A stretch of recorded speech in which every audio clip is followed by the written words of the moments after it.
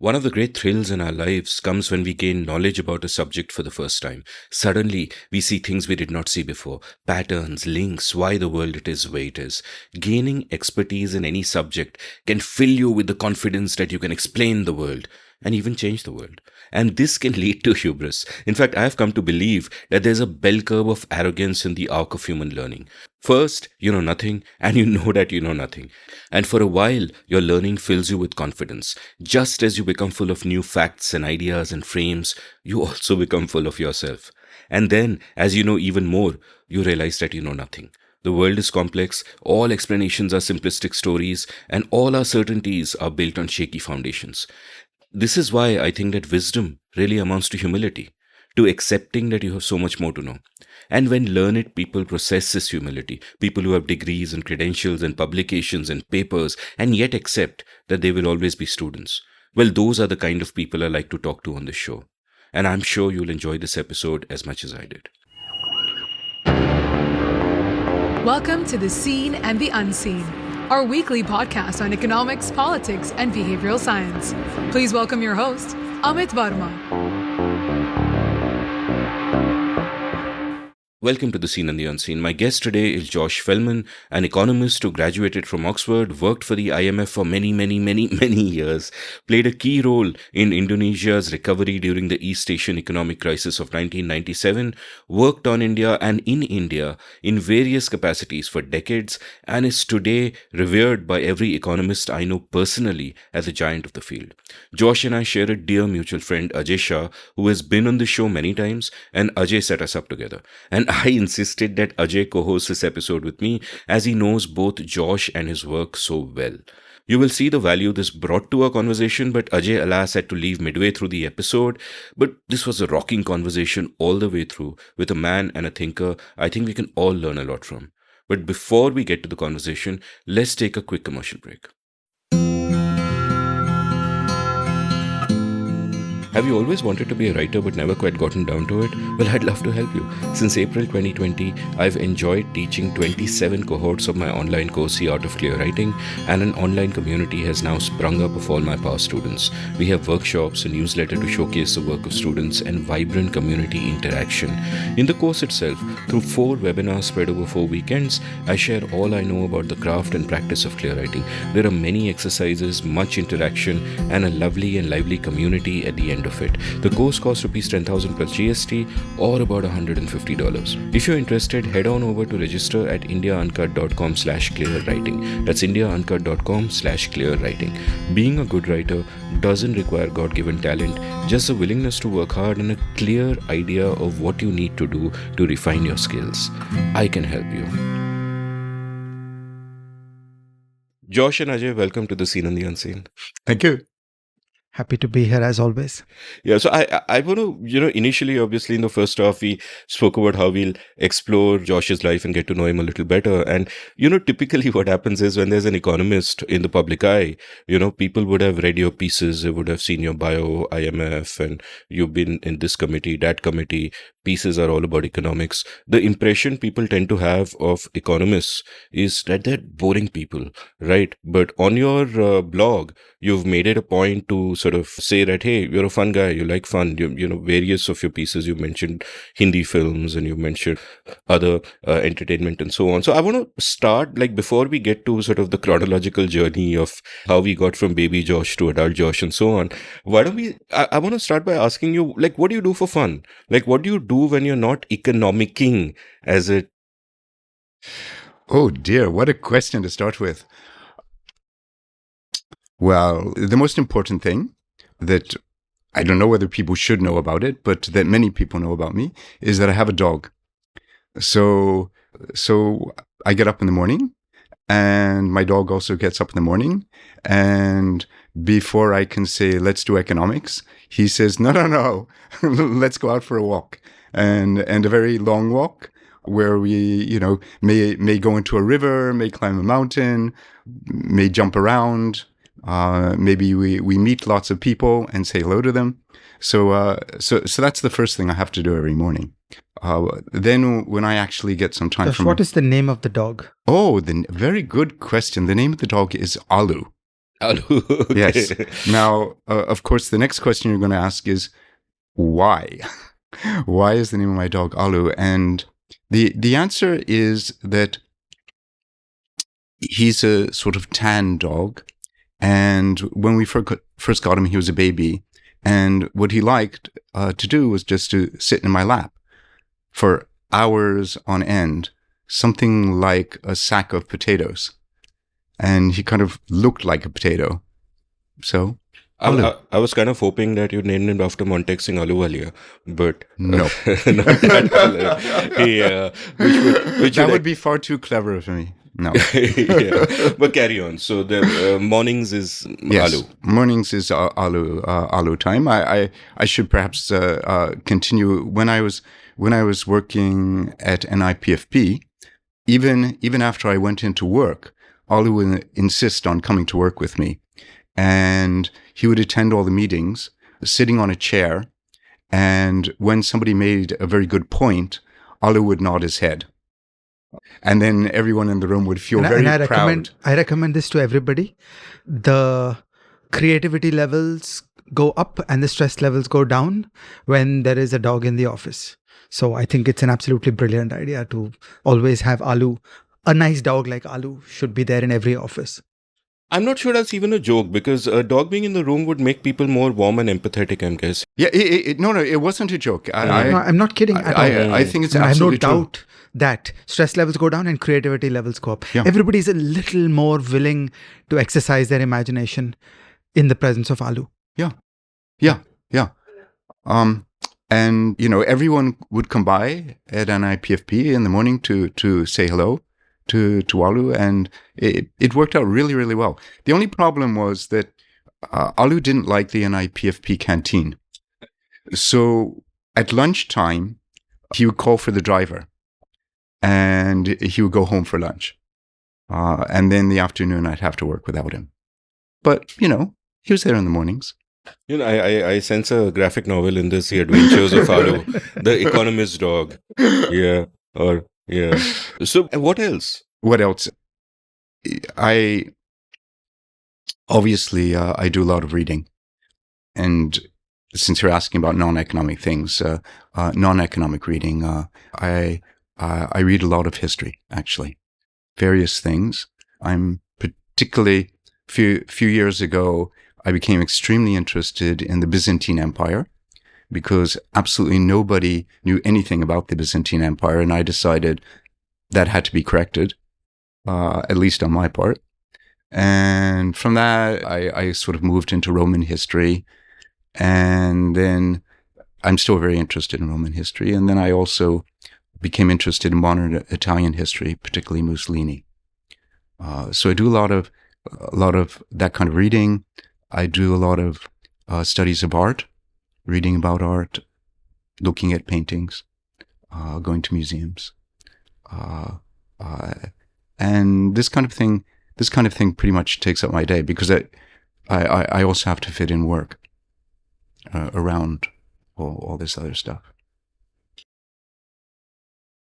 I've noticed, and it's a theme maybe Ajay and I have also spoken about at some point, but a question for both of you, which is that, I realize now that I look at the world very differently now than when I did when I was 20, not in the obvious banal sense of having different ideas and knowing more stuff and all of that, but it's just a different angle in the sense that, for example, you look at time differently. When you're 20, the world seems to stretch out forever. A 30-year-old looks like an old person. Yeah. The world is your oyster, as it were. Right. And when you kind of get to the sort of age we're all at, I'm guessing, you look at time really differently. Someone who's 55 today might look back and realize that, the difference between today and their birth is the same difference between their birth and the First World War, for example. Yeah, right? And it gets sort of compressed, and you look at time. Like, one of the things that when I look back is that, to me, 150 years seems like a frighteningly quick amount of time sometimes. When I see the way the years pass by for me, there's that saying about how the days are long but the years are short, which I would imagine is more and more the case as you kind of grow older. So on the one hand, there is that element of how just getting older perhaps changes the angle through which you view the world. Maybe you take some things less seriously, maybe you take other things more seriously.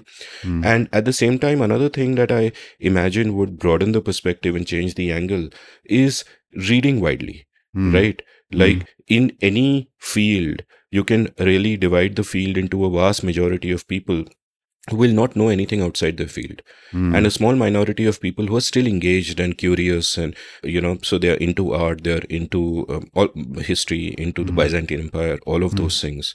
So when you sort of look back at yourself maybe 30 years ago or whatever, is this something that you've thought about? Like, how has your way of viewing the world, your angle, in fact, changed? And a question really for both of you, how has that sort of changed when you look back? Are you able to step outside of yourself and, take a look?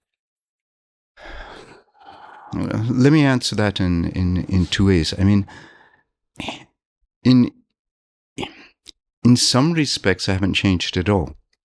And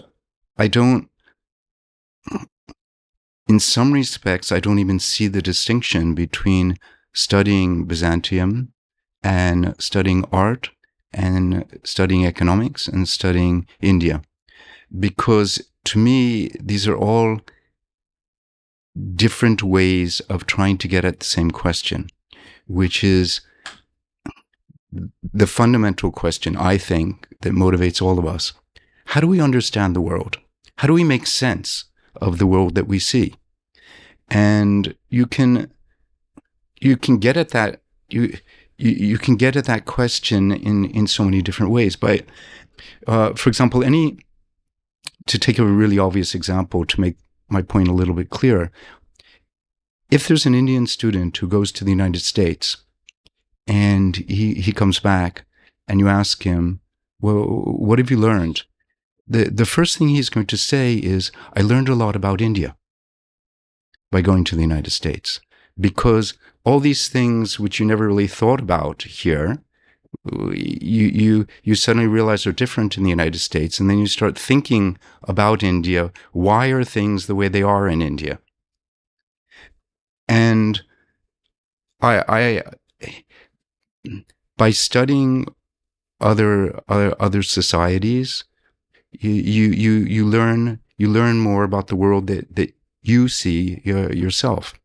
Art is the same way. I mean, all art is created by people who want to send a message about how they look at the world. There's a point to all the pieces that the artists are creating, and it's interesting to sort of think about it. Think about what the point is, whether that art was created yesterday, whether it was created 1,000 years ago.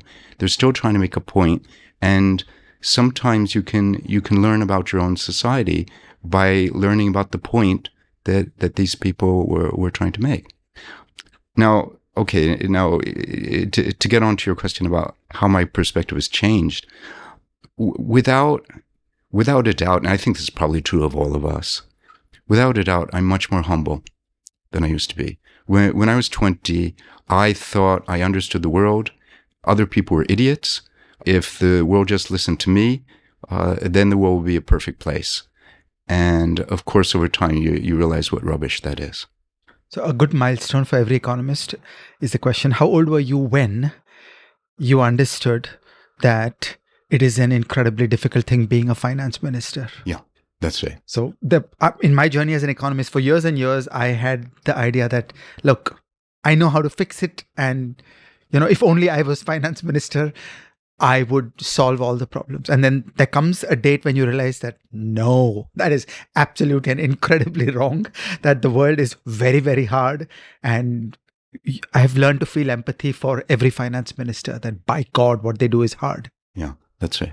How old were you when you learned it's hard? Early 30s. And you actually had to be inside the beast, I'm guessing, to... No, before I got into the beast, I started understanding that, wow, this is really hard. So, let's kind of start the chronology. Where were you born? Where did you grow up? What was your childhood like? I had a pretty good childhood. I was born in New York City, in the United States. And pretty quickly, our family moved out to New Jersey, which for people who don't know this, is the Indian capital of the United States. I can tell you some stories about that a little bit later, but right now I'll try to stick to the question. And so I guess I'll kind of add a question of my own here. Sort of, when did I first started to get interested in India? And I would say it goes a long way back. When I was a kid, virtually nobody knows about this. There was actually when I was a kid, there were only only three channels in the United States, and one of those TV channels, and one of those channels actually, in what used to be known as prime time, carried a show about India. It was a drama,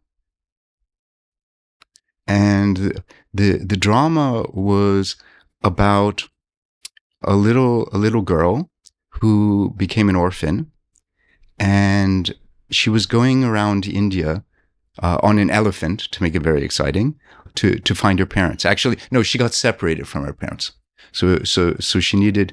So that was kind of the idea behind the show, and I was a kid roughly about the same age as the character in the show, and I found this just incredibly interesting and fascinating. And coincidentally or not, the name of the show was Maya.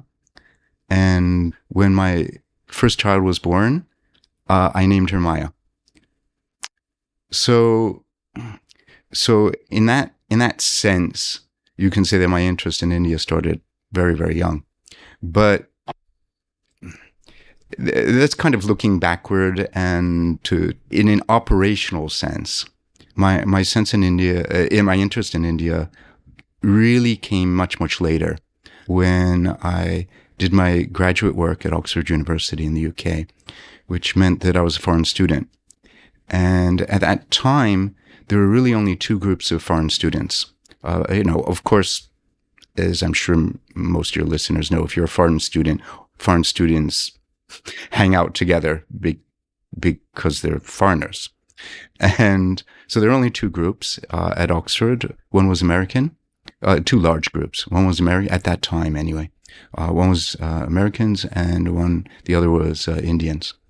And I wasn't really too interested in hanging out with other Americans, because what was the point of leaving the United States and going to England if you're just going to hang out with more Americans? So I started to hang out with the Indians there, and that's when I became very, very interested in India. In fact, so much so that I actually explored. I'm sure you don't know this. I actually explored the possibility after I finished at Oxford of teaching at St. Stephen's. Yeah, but that fell through. They weren't really interested in hiring a foreigner. So anyway, but it kind of started from there, and only grew and grew, particularly after I married my wife, who is from Calcutta. And I'm like, one of the sort of journeys people make, which kind of interests me a lot, is just the shaping of the self. How do they become who they are? And a part of that is the process of dealing with two separate kind of anxieties that can come, especially when you go to college. And one of those is the anxiety of just fitting in, right? You want validation, you want to be popular among your peers, you want to all of that stuff. And the other one is that anxiety of finding yourself. Like, what do you really want to do in your life? Like, a lot of people, they'll let inertia guide them. Accidents will take them from one place to another, and then they'll let inertia guide them, and they'll go all the way through, and they'll get their degrees and their PhDs and their jobs, and build careers around something that was never a really deep intrinsic desire in that sense. So and it strikes me that if you were you didn't want to hang out with Americans in Oxford, and I guess you wouldn't have been worried then about so much about the validation and all, fitting in and all of that, but perhaps more into self-actualization, I'm guessing, from the way that you described that narrow aspect of it, who you hung out with. But take me through, how these two processes worked for you. One, the kind of the process of, dealing with the anxiety of what other people think of you, and dealing with that which getting comfortable in your own skin, so to say, which some people never do. And then with figuring out what is it that you want to do with your life, like what drives you there, like, is it what you're interested in, is it what you're good in, or is it just that you happen to have taken a particular path and it works, why not just go with the flow? Give me a sense of that. In terms of people,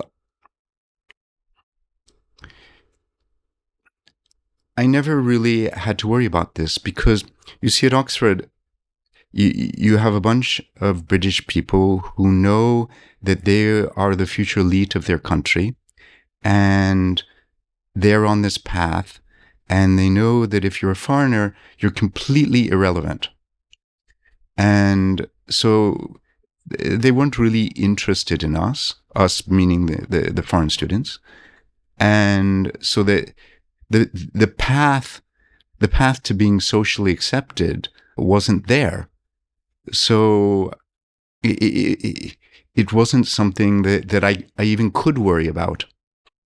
I just accepted the situation as it was, and I focused on my work.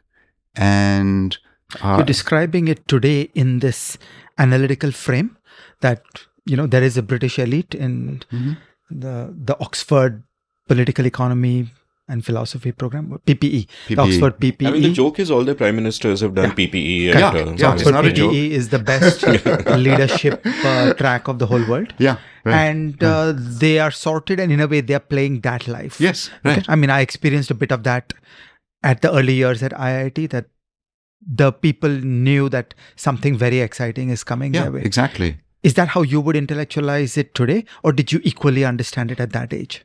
No,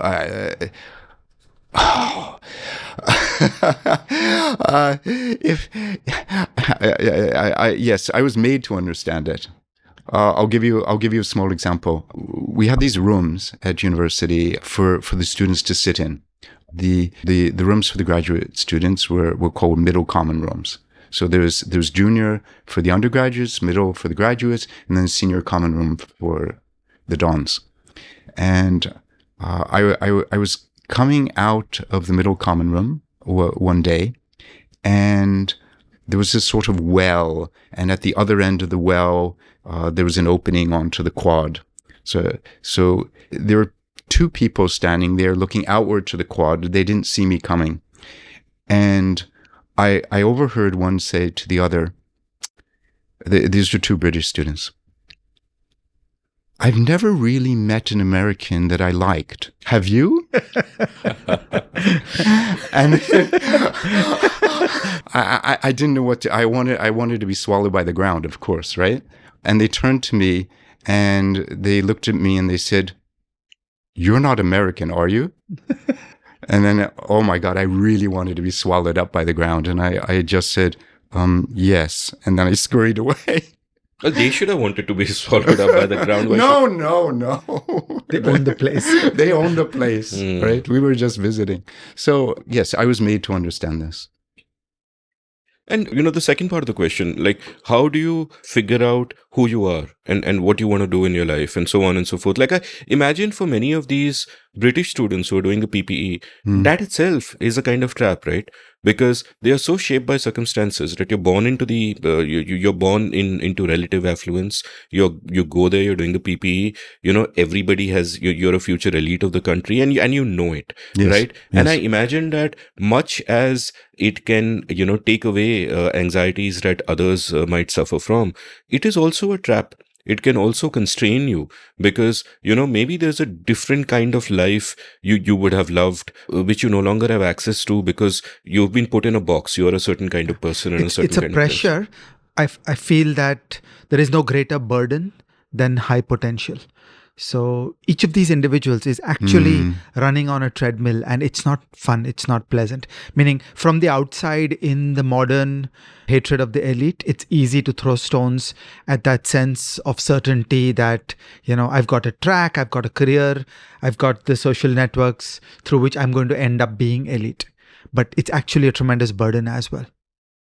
Yeah, and yeah, so and I went to Jaipur on a holiday recently, and one thing that struck me, and I'll tell you why it's relevant, is that it's known as a pink city, right? And, Yes, the reason yes. it's known as a pink city is that sometime in the late 19th century, in honor of a visiting British monarch, they decided to paint it pink. I mean, I don't know why that thought came from, but once that brand got stuck onto them, the pink city, they embraced it, right? Tourists know it as a pink city. They go there. The entire tourist area, all the buildings are painted pink. Perhaps not elsewhere. Even if somebody is rebelling against the pinkness of Jaipur by painting his own building some other color, it is a rebellion that establishes that there is that convention.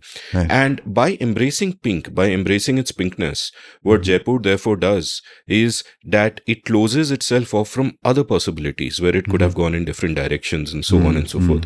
And I'm just using this as a metaphor for, I think, what happens to all of us in different ways, in the sense that for these PPE Brit students in Oxford, that's a kind of pinkness, that career path, that narrative built around them. If somebody tells a young 15-year-old Indian girl who is in a town somewhere that, hey, you smile so well, and it's so nice, you're so docile, that could become a pinkness for her, where she embraces that part of the personality, because that's where you're getting validation from. And I often think, and I think it's a trap everybody needs to watch out for.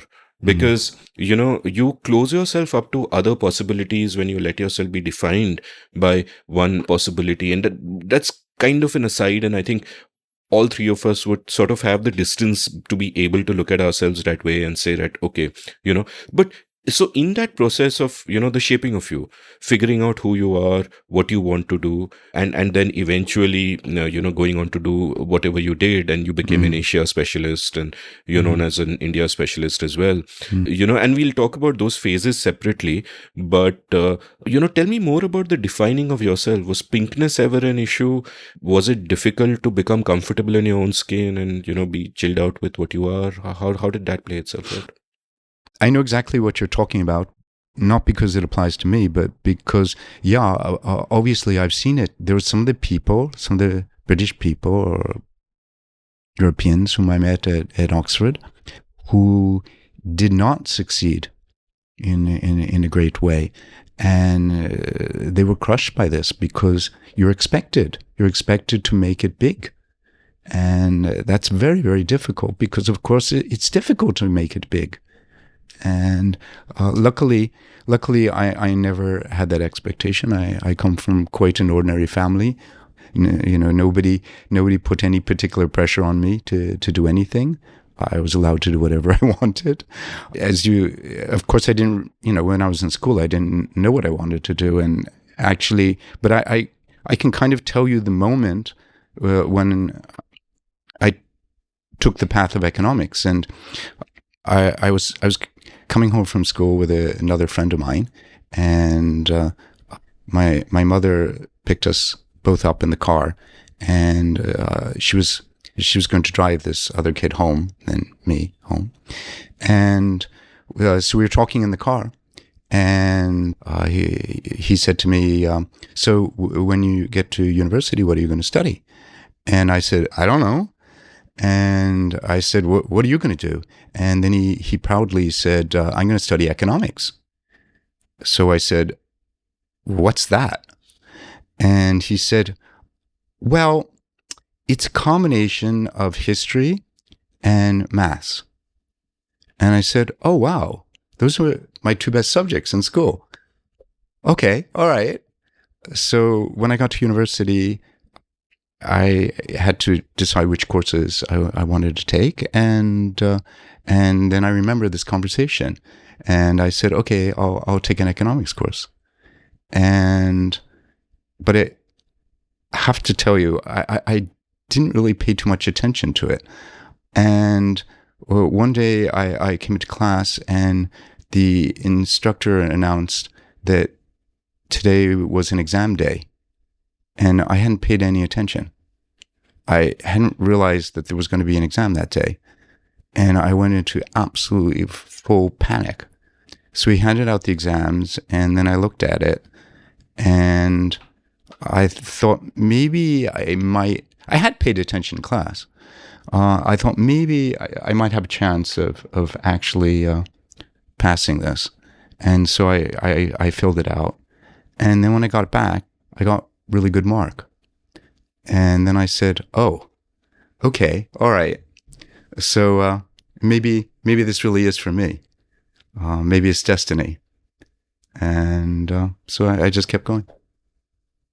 And that initial impetus, I guess, is an impetus that comes from your being good at it. It's easy for you. I guess you don't mind it very much, so you're kind of doing it. But is there a phase during which you like fell in love with the subject, in the sense that one way to look at a field like economics would be to see it as an end and to say that I am good at this, I want to do economics, that's one way to look at it. But another way would be to again perhaps take a wider view and say that there are problems I want to solve, and economics is a great means to understand what the problems are there and a great tool with which to solve it. So when does, I mean, there wouldn't be a specific moment, obviously, but is there a phase during which that sort of started shifting, or did you always see that kind of big picture view? And do you feel that others have that big picture view? I think it's a combination of what you just said and what I said earlier. Like most people, I'm very curious about the world around me. I want to understand as much as possible about it. I find that economics offers a very coherent and convincing way. It's one way. It's not the only way. There are many different ways to look at the world, but the economic way of looking at the world really appeals to me.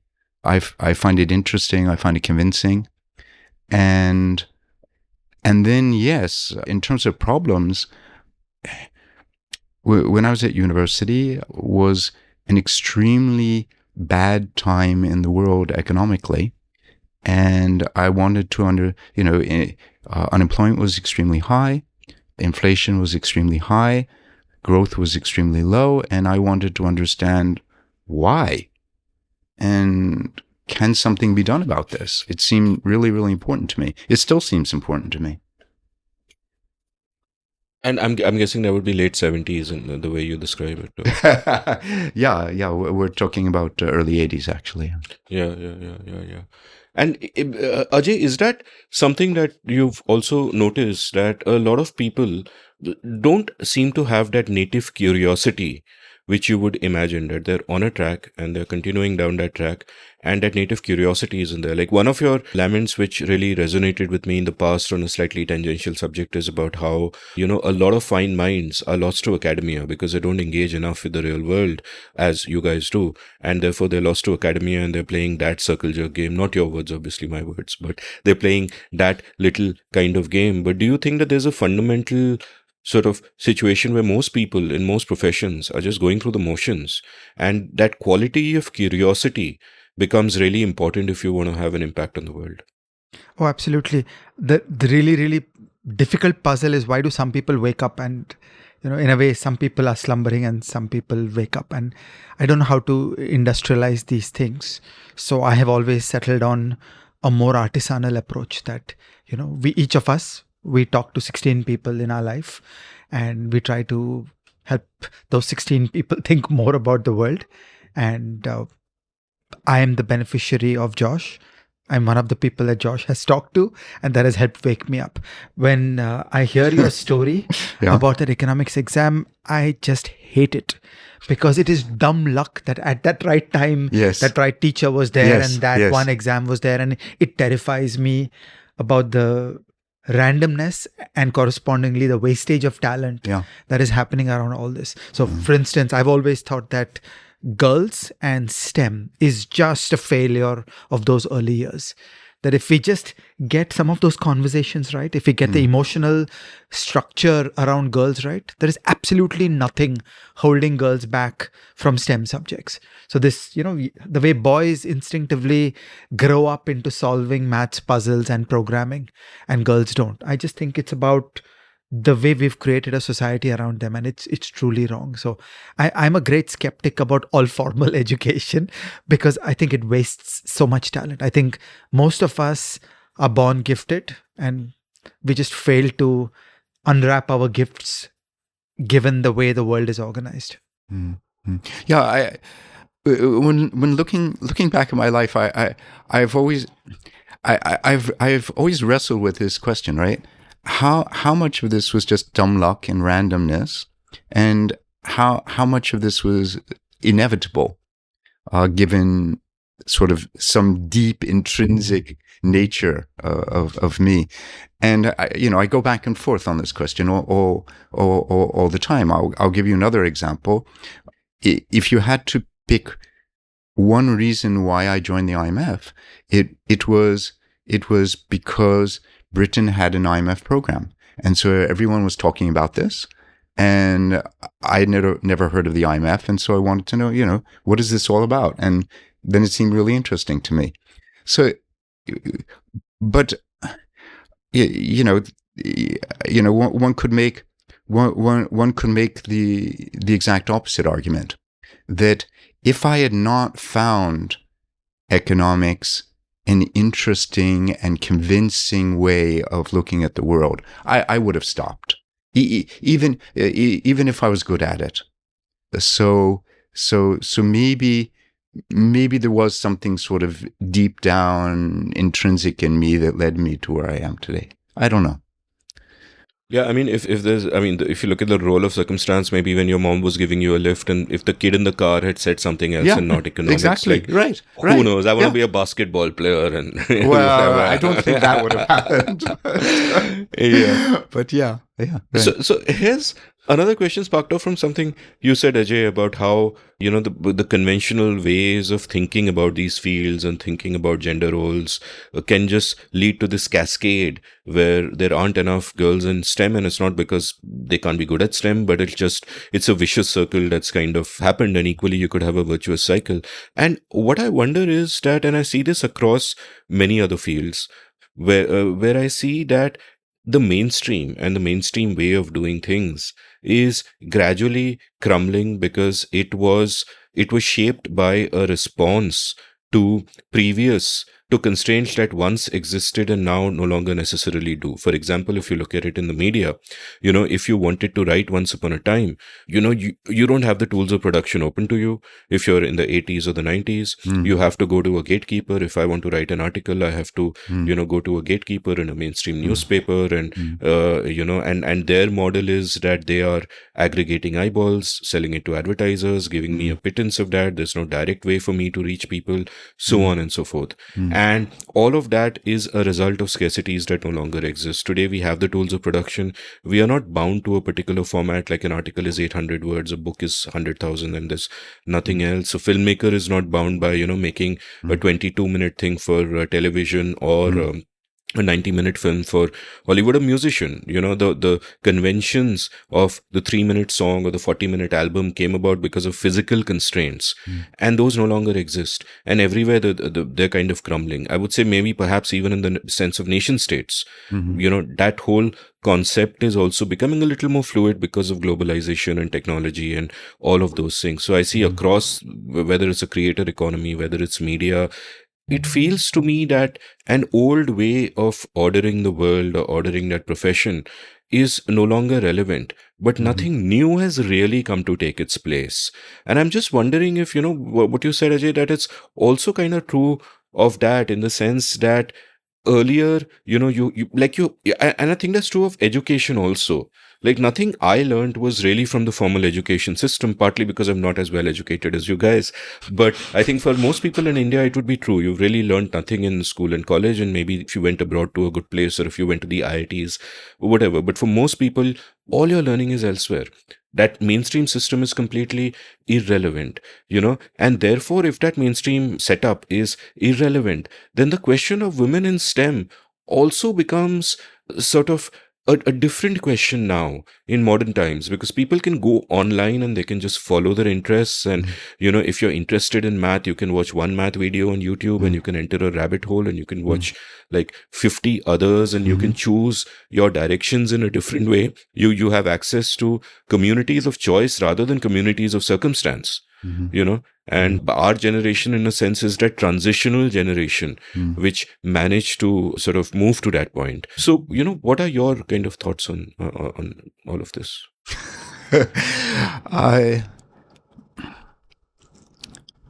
You're absolutely right. I completely agree. We're a transitional generation, right? I mean, think of it a little bit in terms of an Indian context, where the generation above us knew very, very little about the outside world, right? Maybe there was some occasional article in the newspaper. Maybe you had some book about the outside world, but how would the people older, a generation older than us, they didn't really know much aside from tiny elite, right? But most people had virtually no idea. We know a lot, but now consider the 20-year-olds in India, right? They grew up, all of them, even people sitting in villages. They've grown up in a globalized world. Everyone is watching YouTube videos, right? And YouTube is a global phenomenon, right? Everyone is on Facebook. Everyone is on Instagram. And the images that they see are from all over the world, and this is what's inspiring the 20-year-olds of this era. It's really striking how things have changed in this country. So for example, they think both globally, in the sense that they want to produce content, say, for a global market, or they think the other way, that, I saw something on a YouTube video that looks really, really cool, and I want to bring it to India. And that process, which never occurred to the older generation, occurred to us, but it's a little bit complicated and difficult. For them is very, very natural. It's just a completely different world nowadays than the ones that we grew up in. And I had done an episode with Vinay Singhal of stage.in, which calls itself a Netflix for Bharat. And by Netflix for Bharat, they're not producing OTT content in the Indian languages like Hindi and Bengali and all of that. They're producing OTT in Indian dialects, like Haryanvi and Bhojpuri.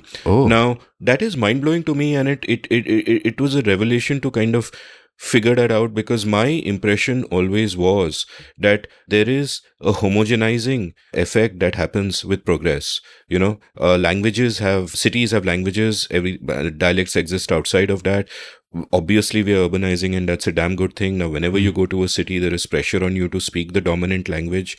In Vinay's case, he grew up in a village in Haryana. He speaks about, first, it was a struggle to him to understand English when he went to school. Then, when he went to a city, it was a struggle to him to understand Hindi. Because even though he's from Haryana, and that's it was a dialect.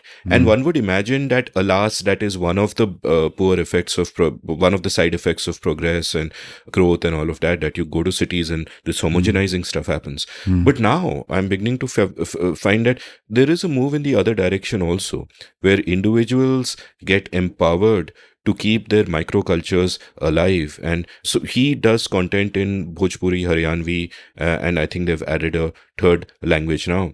And there's a thriving industry of, he charges Netflix prices, and I think he has 3.5 lakh subscribers by now, which I would never have imagined. And he's from a small town, so he didn't know that there are things you're not supposed to do. Any traditional VC would have told him, hey, this is never going to work, right? But it's working spectacularly. There is reverse migration from Bombay, in fact, where Haryanvi kids who came to Bombay because they wanted to do filmmaking have now gone back to Haryana, and there's a local industry of people making Haryanvi content, which I found incredibly fascinating. And there is this one field in which I sort of have a sense of this happening. But do you feel it can happen elsewhere also, that we no longer have to look at these centralized institutions like a Bollywood or a Tollywood might be, but that there are more localized ways to find your niches, to find your little communities of choice, and so on and so forth? Well, yeah, that's true. That's a paradox of the times that we're living in. Let's say you're sitting in a village and you're very interested in, I don't know, plastic pigs. There's a pig sitting on the desk there, right? Yeah, and you can go online. I mean, nobody in your village or whatever is interested in plastic pigs, but you want to have a collection of plastic pigs because you think they're really, really cool, right? And you think you're a misfit, and you are the only one in the world who's interested in these plastic pigs, and everyone in the village is making fun of you. You can go online and you can discover that there are thousands of people all over India and the world who have the same interest as you. And as you said, you can create a community. So yes, you're right that in some sense it promotes fragmentation because you can pursue your own very individual interest rather than the interest of the village or the city or the nation, right? The power of sort of elites to set a dominant trend and influence. Everyone is interested in this one Bollywood film, right? That's the way it used to be, right? And everyone would rush to the cinema to see it the day it came out. And if you haven't seen it, you would be unable to talk to your friends because that's what everyone's talking about.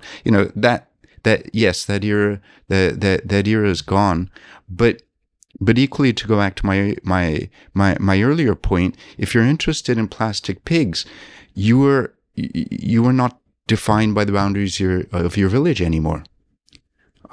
You can find similar friends all over India, all over the world, and so even this kind of localization and this fragmentation, there's still a globalization at work.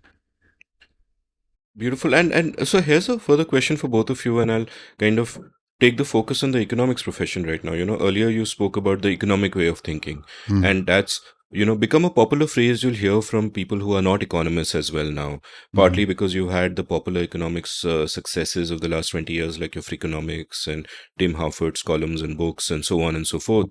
And there's both a danger there and an opportunity. And the danger there, of course, is that, a little knowledge is a dangerous thing, and people can get sort of shallow knowledge and think they know it all, which especially the young sort of tend to do. And and therefore that permeates the discourse in a way. But the opportunity there is that there are no gatekeepers to knowledge anymore. So a lot of people can actually apply different kinds of lenses, including the economic way of thinking, to look at the world and the problems and understand it better. And that might especially be sort of relevant in a time where the economics profession itself, and you'll be able to tell me if I'm being too harsh here, is becoming more and more ossified. Like, I think within the humanities, certainly one sees that there is often no connection between what's happening in academia and with what's happening in the real world. And the danger there in economics is that you can be under pressure to follow the fashions of the day, whatever a particular fashionable way of thinking might be in your university or your group or whatever, funders might be willing to fund at a particular point in time. Like today, I guess any project with climate change in the title or blockchain in the title is going to get funded, right? Kinda. I mean, I know I'm caricaturing, but kinda like that.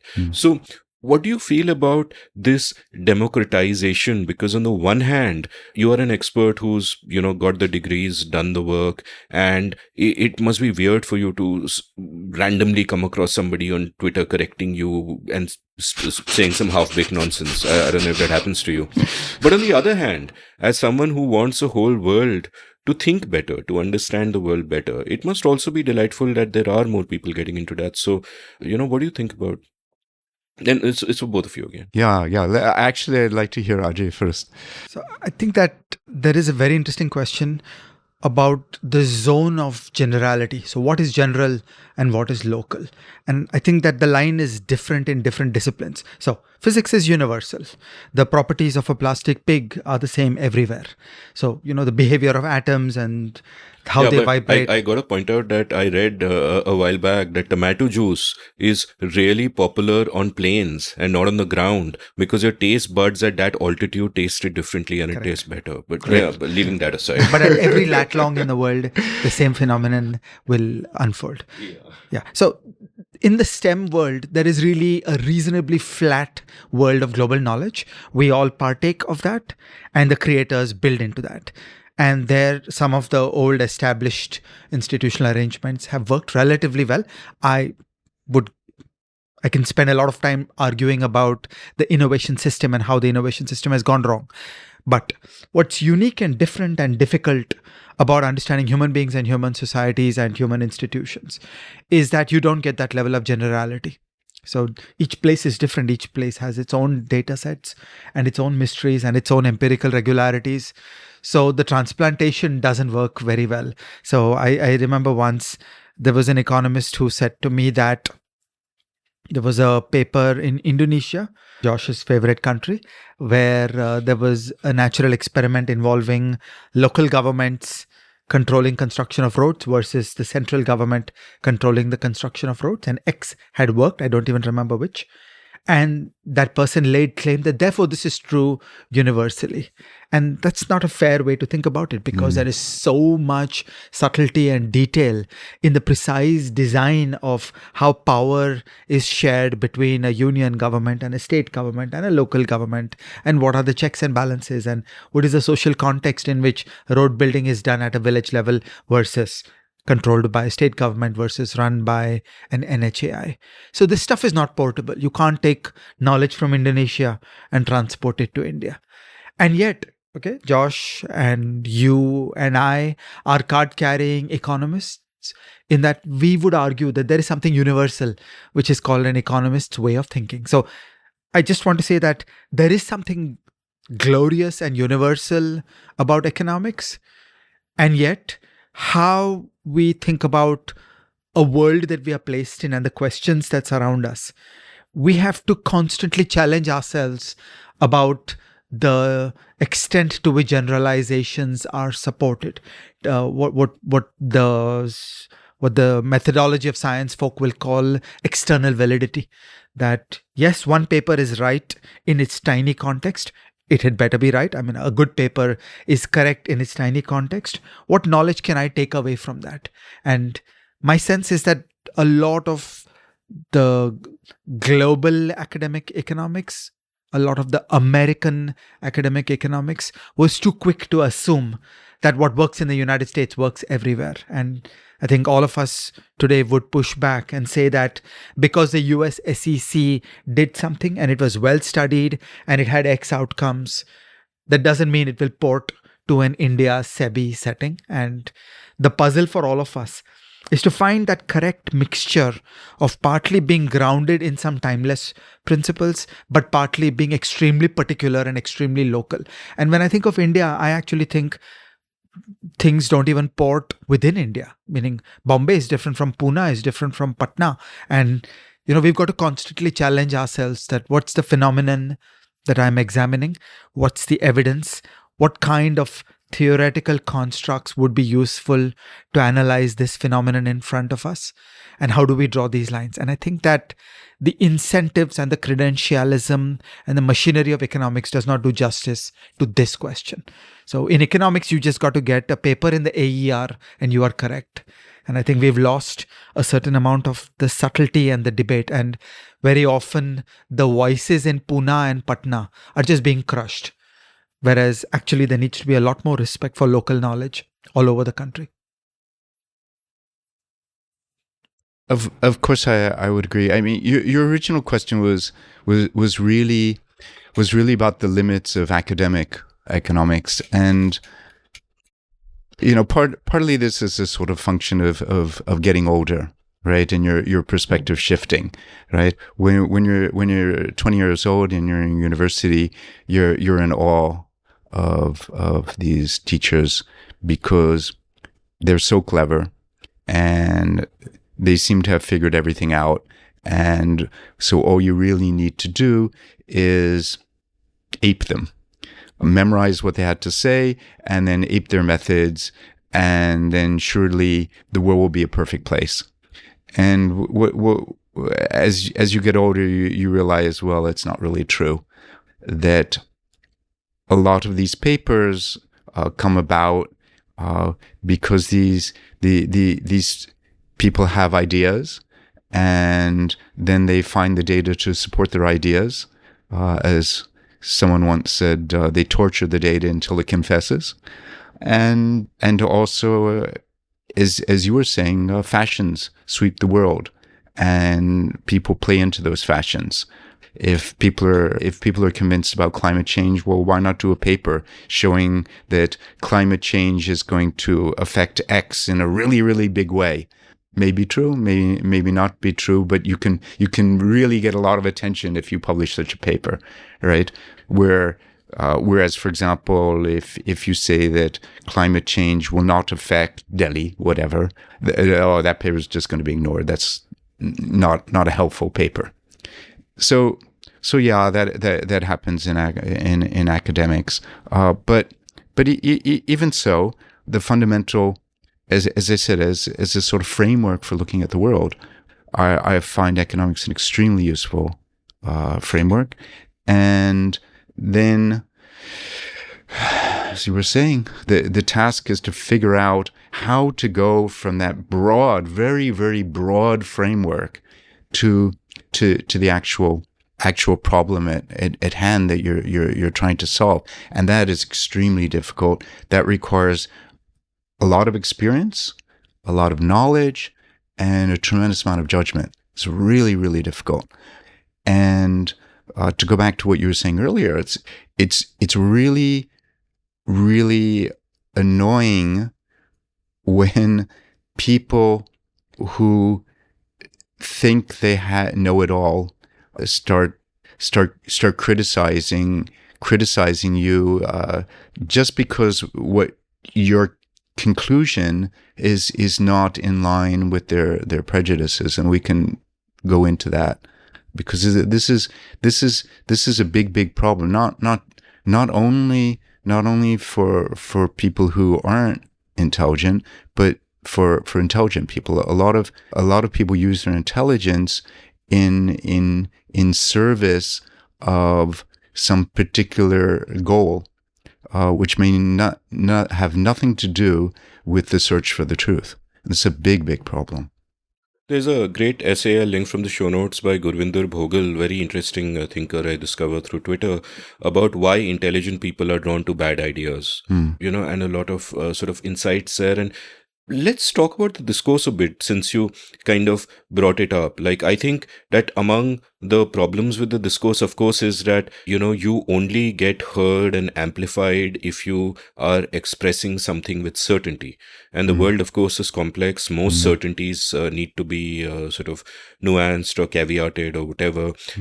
But it is expressing certainties that actually get you some mileage. So there is an incentive to be falsely certain than to be truthfully nuanced in the public discourse. And then tribalism plays out in two ways, where once you find an ideological tribe, which is, and it's seductive to be part of such an ideological tribe once you hit social media or whatever, you adopt every dogma of your tribe. So you're not questioning any aspect of, it's a package deal. It comes as a whole. And then, like you said, if your conclusions go against what they have only learned dogmatically and not thought about in an independent way, of course they will react harshly. In fact, they will raise their status within their tribe by attacking you and therefore projecting themselves as more virtuous and more knowledgeable at the same time. And that poisons the public discourse. And another aspect of tribalism that poisons the public discourse is, and we see this in India, is that once you choose your political tribe, it is not an ideological tribe anymore. Once you choose your political tribe, then everything your party does is right, everything the other party does is wrong, and it doesn't matter what the specific might be. If your party changes its position on a subject, like the BJP did on FDI in retail, for example, a few years ago, you will go along with them and you'll find ways to rationalize it and kind of justify it. And here again, it's a narrative battle. It is not sort of a truth-seeking exercise. So how much of a constraint does it then become to someone in your position who is both a serious scholar who knows something about the subject, but also at one level a public intellectual? And I'm sure you see that responsibility as well, or rather not responsibility, but that calling to make some kind of a difference to that discourse. But in one of your posts you spoke about how there was a George Carlin routine called 7 words you never say on television. Yes, right. And you have many more words than that you got to be careful of saying, right? Yes. So so what is that process like? But before that, I want to amplify on that. The way you've described it so far, it is that there's a bunch of free agents in the world who choose to believe some things or not choose to believe some things. It's a bit harder and more messy in academics because most people in academics are running on a racetrack of getting publications. Their careers, their lives are defined by those pubs. And now think of that political and power context surrounding the research, because the game is that of getting pubs in the right journals. So there is so much incentive to understand the fads of the age and the biases of the age and carrying the right kind of paper to the right editors and the referees. And this kind of paper is likely to work and this kind of paper is not likely to work. So truth seeking gets a low priority because now it's no longer just your hobby to seek the truth, but it's your business. It's careers are made and unmade on your ability to get a few papers into the right journals or not. And that is an even bigger distortion on the journey of discovering the truth. And, by default, we give so much prestige to academics and the top journals, but it's ironic that the top journals are the ones most affected by the game of how do you navigate the maze and get a paper in. Absolutely true. This is big. You touch on a really big problem. Really big problem. Academics is a whole separate one, which I think it's in a bit of a mess right now for the reason that Ajay mentioned. But the problem is that what bothers me is, to the best of my ability in my life, I try to get at the truth. That is my objective, right? Now, I may fail, and in many cases, I thought something was the truth. I discovered it wasn't, right? I had argued in favor of X, and now I look back and I feel that was a mistake, right? So I'm not, of course, right now I believe I am in complete possession of the truth, right? That was before I made these mistakes. Now I have it all. And it is important, I think, to fight for what you believe is the truth, right? At the same time, recognizing you might be wrong, right? And I'll get back to that. But what bothers me, as I said, I could be wrong in what I'm saying. And if other people come up with evidence that shows that I'm wrong, I will accept it. Maybe not graciously, but I will accept it. What bothers me, that doesn't bother me. At a deep fundamental level, of course, at the time it bothers me tremendously. I get really annoyed, right? But what bothers me is tribalism, to use your word, where people come at and argue against you using their intelligence purely on tribal grounds. And the essence of their attack is, sorry, you failed the loyalty test. Right? So that it's not a search for truth. Every issue is just a loyalty test. Are you with us or are you against us? And I want to step back and say, no. It's not that I'm with you or against you. I'm in search of the truth. Maybe in some cases, my belief will be that, yes, on this issue, I agree with you. But please allow me on this other issue where I say I don't. And what bothers me is that this possibility of discourse is globally is being shut down because all people are interested in is loyalty tests. And this really, really worries me, because shouldn't we all be aiming to get at the truth? Why is loyalty test more important than truth? Yeah, I mean, as that famous dialogue from that film goes, can you handle the truth?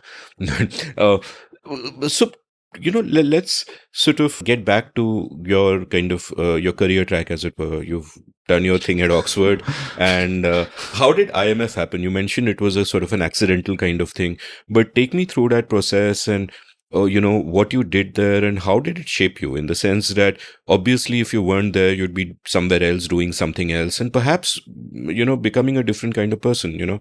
How much do you find your work has, in that sense, shaped the person that you've become? Like here, of course, with IMF, a lot of your work is looking at Asia closely, looking at Korea, looking at Jakarta, looking at India, and that ties in with your interests as well, I'm guessing. But that might not necessarily have been the case. You could have, it could have tied in with some other interests elsewhere. Does that, had you been in one place all your life, it could have perhaps made you a less open person, or you would have been, you would have met a different set of people, not the same set of people. So take me a bit through, that part of your journey, and what did IMF mean to you? What was that work? What did it mean to you? Yeah, IMF has shaped me very profoundly. I'll give you one example. When you're at university, the standard approach that they teach you is you come up with a theory, and then you examine you take it to the data, and you employ sophisticated mathematical tools, and that tells you whether your theory is correct or not. That's what you're taught at university. That's the scientific approach in economics. What I discovered when I went to the IMF was something that never occurred to me at all when I was studying. That if the data does not support your theory, there's a possibility that the data is wrong. that never occurred to me. And, but when you go out, as I was saying, into the real world, you discover, it's not so simple as they say. So that was a really profound lesson that I learned very, very quickly. A lot of the data published all over the world is rubbish. It's just, can't be relied on. It does not correspond with the truth. The other thing that I would mention, I'll mention two more things. One is, it helped me a lot with the standard problem, compare and contrast. Right? This the standard essay question that you get, and so I saw many different countries. I saw that there are many different ways to handle problems. Some things work in some countries, some things don't work. I learned the truth of what Ajay was saying earlier about the tremendous importance of local knowledge, and that's one reason why I decided to study India very, very intensively, because I realized I couldn't actually say anything useful unless I understood India very, very deeply. So that's that's sort of a second thing. And then a third thing that shaped me very profoundly was I got Ajay mentioned Indonesia is my favorite country. That's not technically true, and he knows that. But what he really meant, to clarify for the listeners by that comment, was that I keep bringing Indonesia up in conversations. And the reason I keep bringing Indonesia up is not because Indonesia is a model country that everyone needs to emulate. No, it's because I was heavily involved with the East Asian financial crisis, and in Indonesia, more than 200 banks failed, and I was heavily involved in, and all the major conglomerates failed, and I was heavily involved in reconstructing an entire economy from ground zero, with no working banks and no working companies. And obviously, that's an experience that has shaped me very, very profoundly, because, it's not something you study in school to learn how to do. It was an incredible experience. I'll come back to that experience in a moment, because it sounds fascinating. But here's sort of question about IMF itself and how your mindset evolved while you were there. Like the caricature way through which common people look at the IMF and the World Bank and institutions like that is that they are remote operations, headed by clueless Westerners at best and evil capitalists at worst. And they are, in a top-down way, imposing their ideology on a poor country which is not being able to kind of fight back. And you have all these bizarre caricatures of institutions like that. And while those caricatures take it too far, at the same time, I'm guessing that sitting in a place like that, there must be sort of the temptation to take that grand view as well, to sort of, when you look at something like India, for example, where you know that all the data is unreliable and no one actually working here in policy seems to know what they're doing, and governance is such a disaster. It's very easy for you to, therefore, I'm guessing it's very tempting for you to then have a list of, these are the things that we must do, and we must use whatever leverage we can to kind of take it forward. But everything that you've described about yourself really is a journey towards humility, as you mentioned. So, how did people at IMF and so on look at the problems within them? Because on the one hand, yeah, sure, a lot of the data you're getting is crap. A lot of these people you're talking to are doing the wrong things, are acting with the wrong incentives, and, it is harming their countries and so on and so forth. But at the same time, there is a danger that can then just make you condescending and paternalistic and all of that, and that can't possibly go down well. So tell me a little bit about this, about what you saw, your experience with this. And I would imagine that even then, being in Indonesia with the IMF, for example, having a say in restructuring the entire economy when everything has basically fallen apart, what is that like? What is the interaction there with the local elites like? Because the scale of the challenge is not just an intellectual challenge of figuring out what has gone wrong, but also the sort of the social and political challenge of dealing with the way that other people see you and of working within those systems and all of that. When I started at the IMF, I was in my 20s. I was actually the youngest economist in the IMF, in the entire building. And because I was in my 20s, I naturally thought that I knew it all, and that if I could get the world to listen to me, then the world would be a perfect place. And absolutely brilliantly, I was at the IMF, so I had the leverage to make the entire world listen to me. So I thought this was absolutely fantastic, right?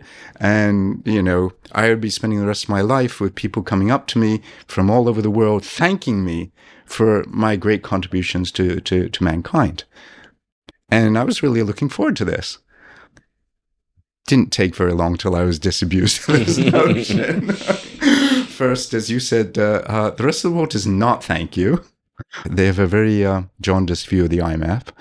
But much more importantly, what I discovered was that no, the problem was not that the IMF has insufficient power. and it has very little power. Believe me.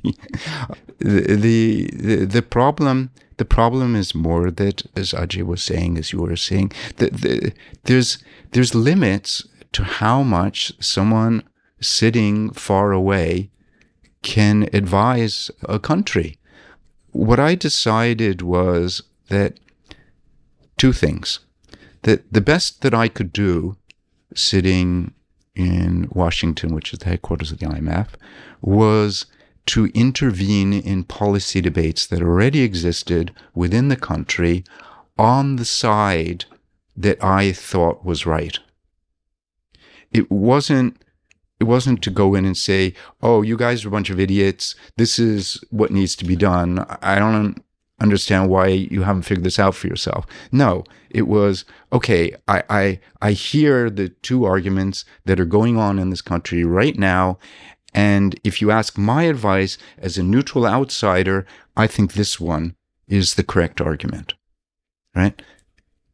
And I think that's broadly the function of the IMF. I think most of the people in the IMF have come to that understanding that that's the most the IMF can do, and that that's actually a useful role because you are unbiased, you are an outsider, and at least you have that to contribute to the debate, right?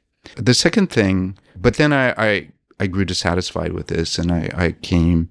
I'm sure we'll get to this later, and I came to run the IMF office in Delhi, and then at that point I decided that I really need to know a whole lot more about India, and that's when I met Ajay. And I mean, that was part of my way of learning about India, and of course I've learned a tremendous amount just by talking to him. And what was the Jakarta experience like? I didn't sleep for 2 years, and I mean that almost literally. You can imagine why. It was the most traumatic experience, forget from me, for the country. Like, set a context for my listeners who may not be aware of the Asian crisis and all of that. What went wrong, and and when you were there, what was sort of your ambit, so to Okay. say? So what happened was that, and excuse me if parallels suggest themselves, but I won't mention them. The model in Indonesia, the economic model in Indonesia was to promote national champions. And what they did was they took entrepreneurs who seemed very, very skilled, and they were skilled. They were very clever people, and give them licenses. You do this industry, you do this industry, you do this industry. Well, actually, they're all conglomerates. And in order to allow them to grow rapidly, and thereby allow the nation to grow rapidly, these people were encouraged to borrow. And they borrowed tremendous amounts of money. The problem was that this borrowing was all based on a certain bet, which was that a lot of industries that they were in were domestically focused, so their revenues were in local currency, but a lot of the borrowing was in dollars. So the bet was that Indonesia would be able to maintain the peg of the local currency against the dollar. Then what happened was Thailand got into trouble, and Thailand was August 1997. Correct. And when that happened, pressure came on the Indonesian rupiah, and eventually the central bank ran out of reserves and wasn't able to hold the local currency against the dollar. And then it started to slip. And then people absolutely began to panic because these companies were extremely highly leveraged. That means they had borrowed a lot of money. And if the currency depreciated, they wouldn't be able to pay it back. And so capital began to go out of the country. meaning the businessmen themselves realized that if this continued, they would be ruined. So what they needed to do was get their money out of the country where no one could touch it and get it to Singapore and other places as fast as possible. That intensified the pressure on the currency. The currency absolutely collapsed. What months was this? It started from about July 97, and by December 97, it was basically all over. Everyone was bankrupt. And the exchange rate had gone. The exchange rate went like from 5 times, right? Yeah, it went from 2,500 to 15,000 per dollar. So it was complete collapse because, the companies collapsed and then the banks collapsed and there was no economy. And that meant the economy couldn't import, and it was absolute disaster.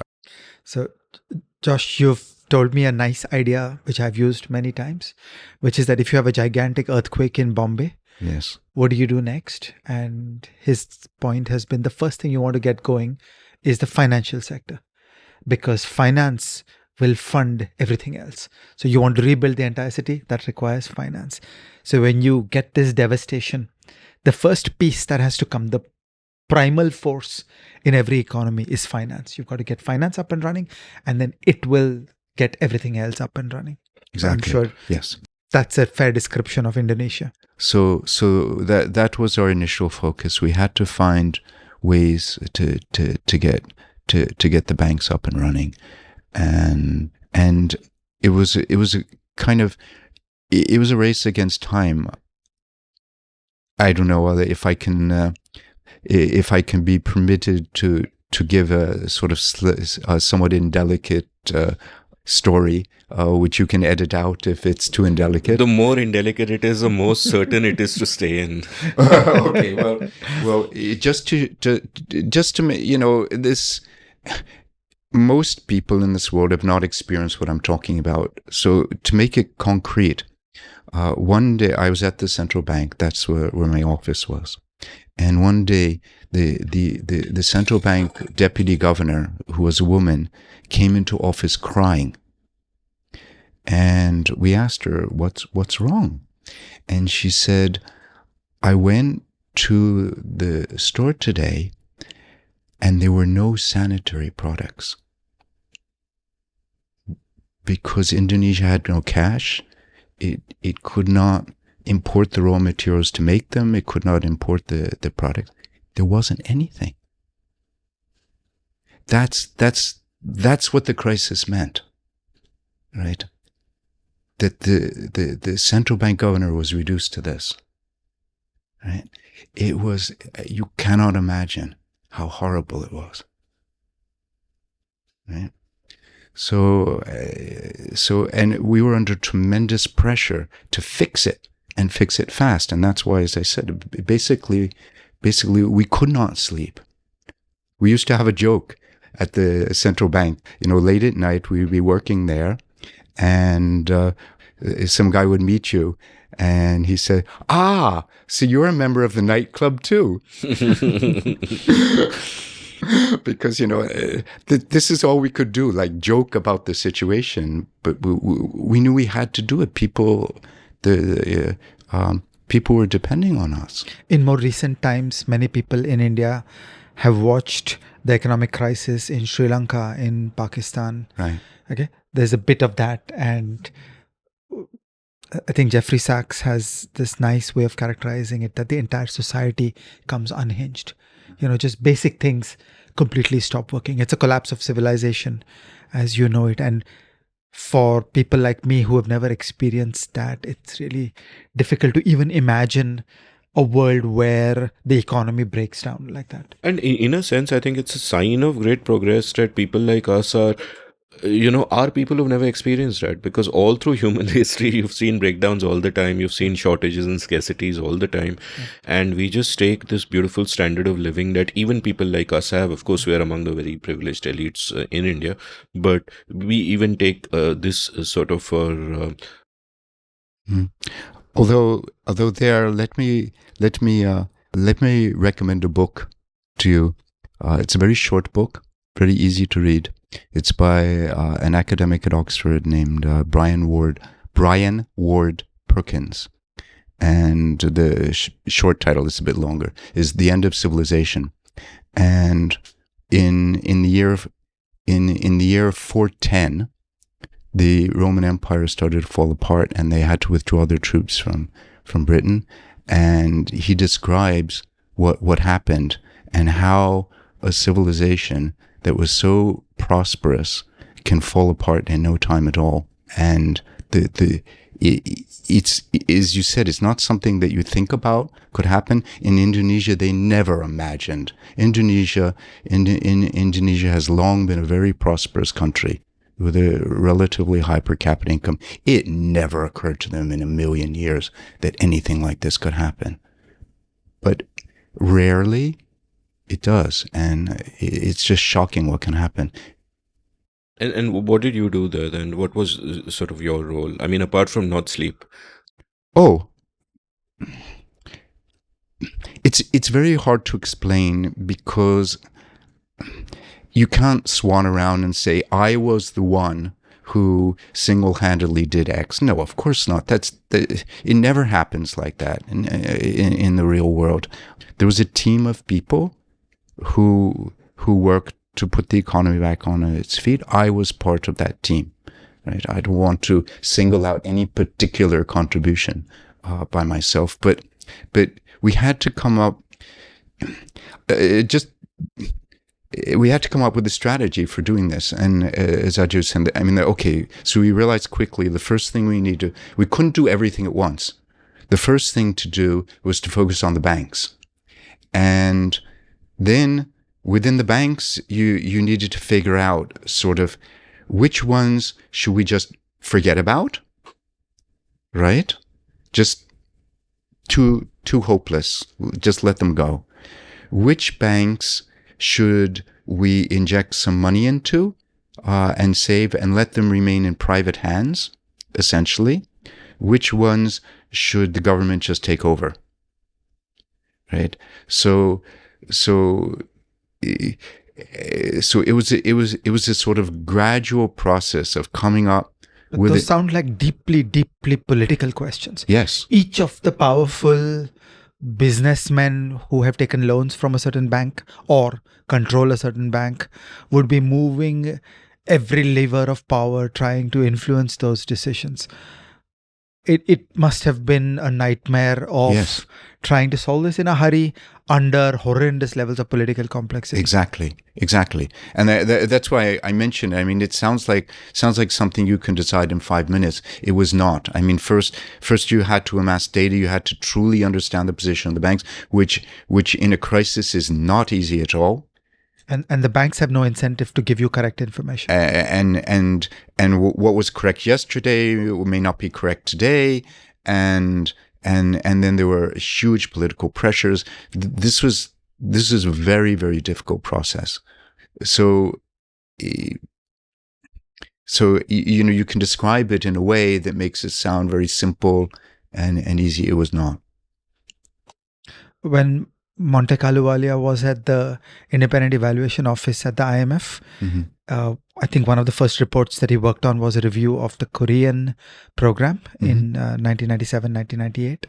And I remember one thing he said to me is that what leaped out of that story was the staff capabilities in South Korea. That He said, when you put together the economists and the civil servants and the politicians of South Korea, they were just an amazing bunch. Yeah, that's they were true. just very, very high quality. Yeah. And, we in India always worry about these kinds of capabilities. What is your sense of that landscape that you faced in Indonesia in that time? The teams that were assembled, the academics, the technicians, the economists, the civil servants, the politicians, how did all of them come together? What were the kinds of people? Do you felt that there was honesty and capability in the room? Were they able to get shit done?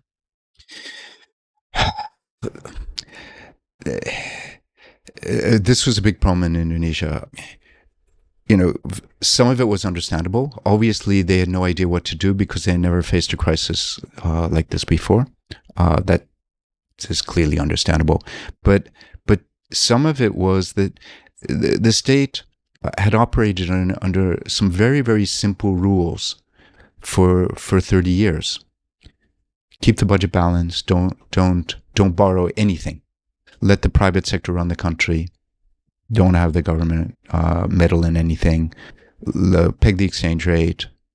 This basic framework, they just followed these simple rules. And this basic framework had delivered 7% growth for 30 years, every single year in, year out. So what was the per capita GDP in PPP terms in Indonesia in 1997? Would you think it's ahead of where India is today? Oh, yeah, way ahead.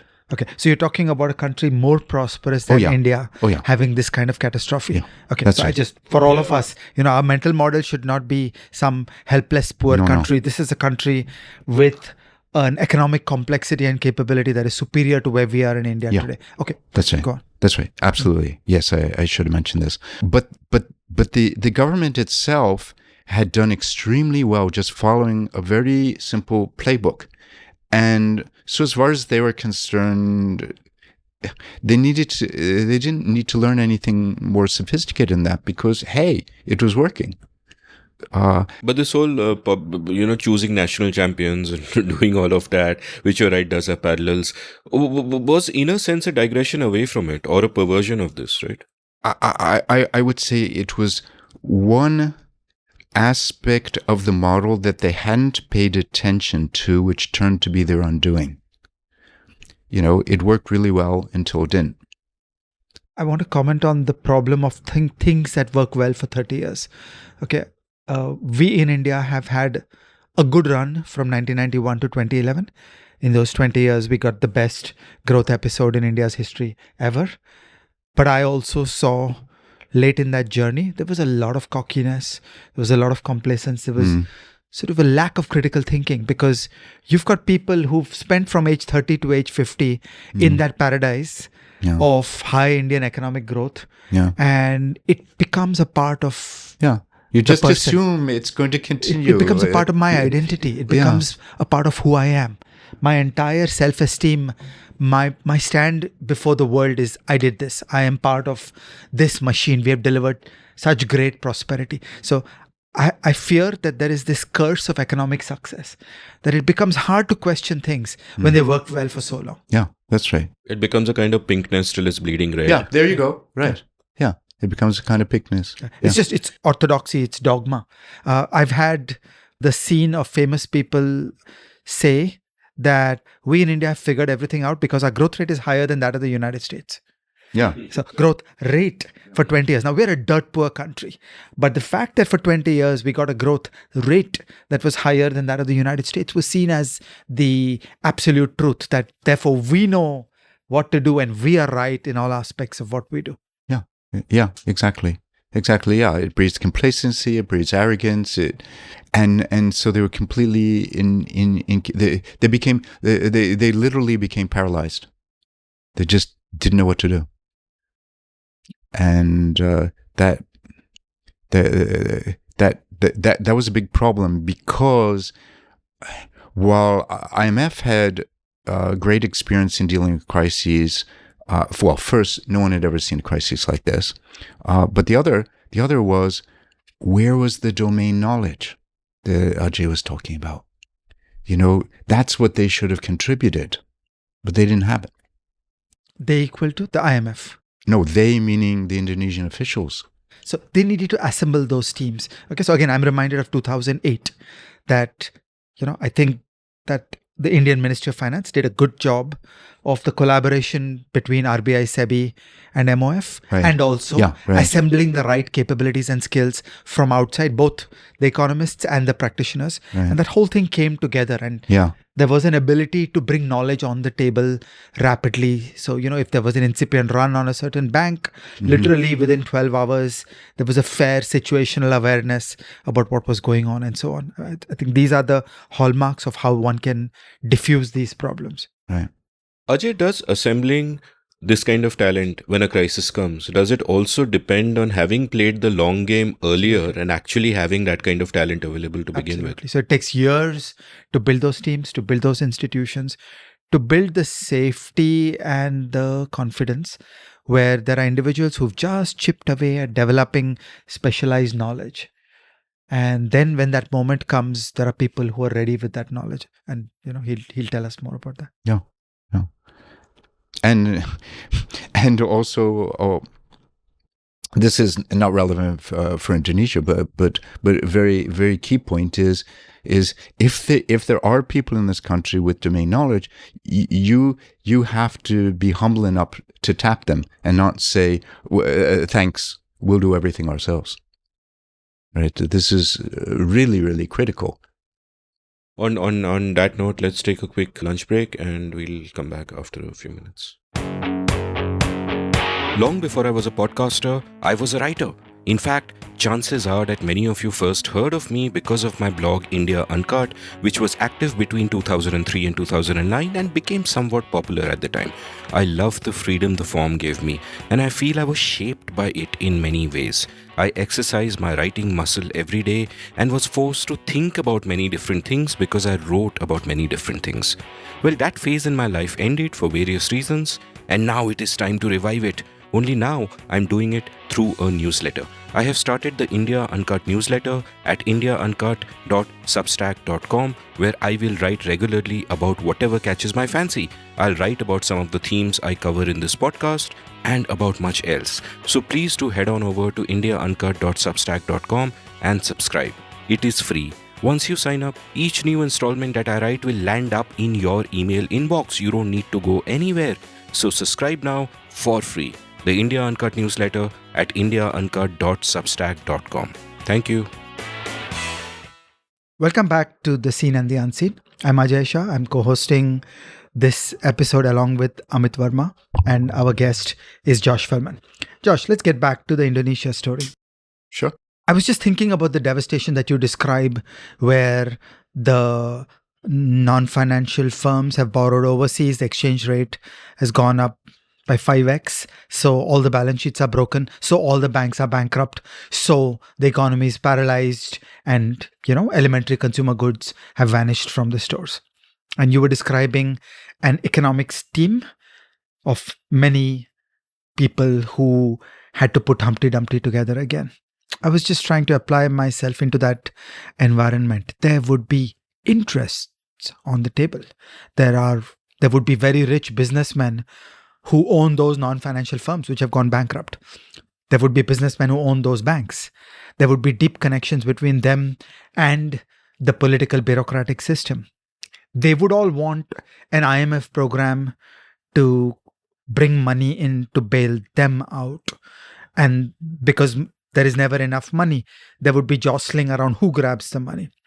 So when you started describing triaging the banks, where some banks should just be let to die, and some banks should get some injection of capital but stay in private hands, and some banks should get expropriated, should get nationalized by the government. And also in my mind's eye, I was then thinking of the people that those banks have lent to, because these decisions would have consequences for the rich people who have borrowed from these banks. So help us see and understand that political economy landscape, because life is very complicated when you have truly rich people in this game.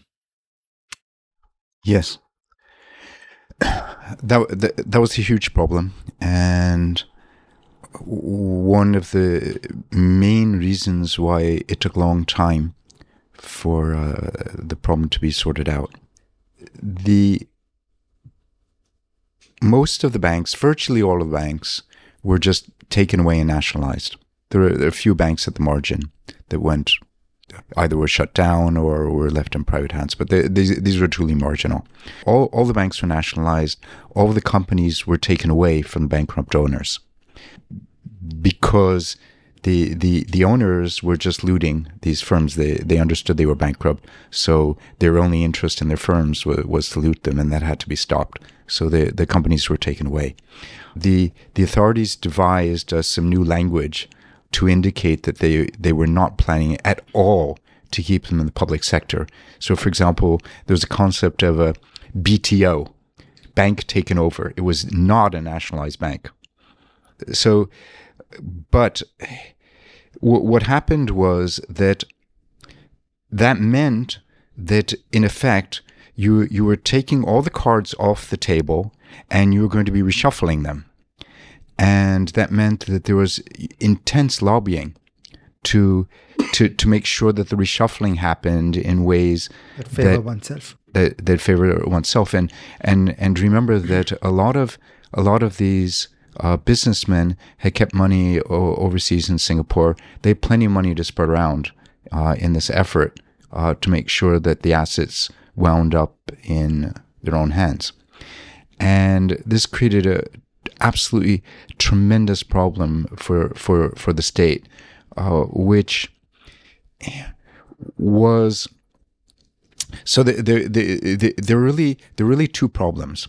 One was lack of technical expertise because they hadn't seen any crises before, and the IMF could help, but only up to a point because the IMF had no detailed domain knowledge of Indonesia. So that was one sort of problem, a sort of technical problem, and the other was a political problem. Was there some equivalent of like the NIPFP DEA program where there was a specialized team in India that embedded data and research capabilities and was able to backstop the Ministry of Finance in thinking about macro and finance policy? It's a very interesting question. In fact, there was, but not the way you or I or any normal person would think about it. They hired an investment bank. Okay. And this investment bank actually, believe it or not, it was Lehman Brothers. And they did a spectacular job.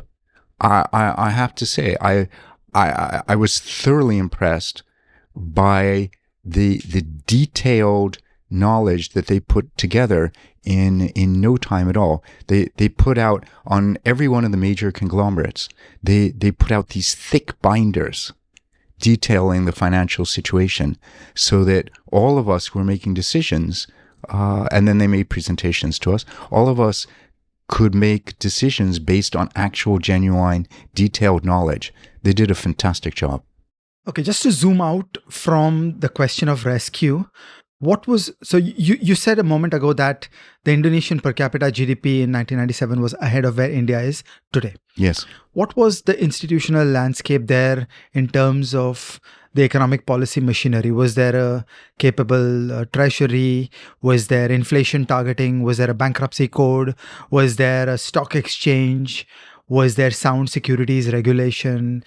And in the process of the crisis, were many of these things fixed up? Was it an opportunity to fix up things? Did they have less wise capital controls, for example, as was present in South Korea, where short-term capital was welcomed, but many other kinds of capital were not? So alongside moving to a more flexible exchange rate, were there many other pieces of the institutional apparatus for economics that got done in this period? Yes. Before the crisis, they had a policy framework that worked well in many, many respects. Their attitude was broadly, I'm simplifying, of course, broadly, leave business up to the private sector, and the government should follow a few simple rules. Balance the budget. There was no domestic borrowing of any kind to ensure macro stability. The exchange rate was pegged so that monetary policy was just imported from, say, the US.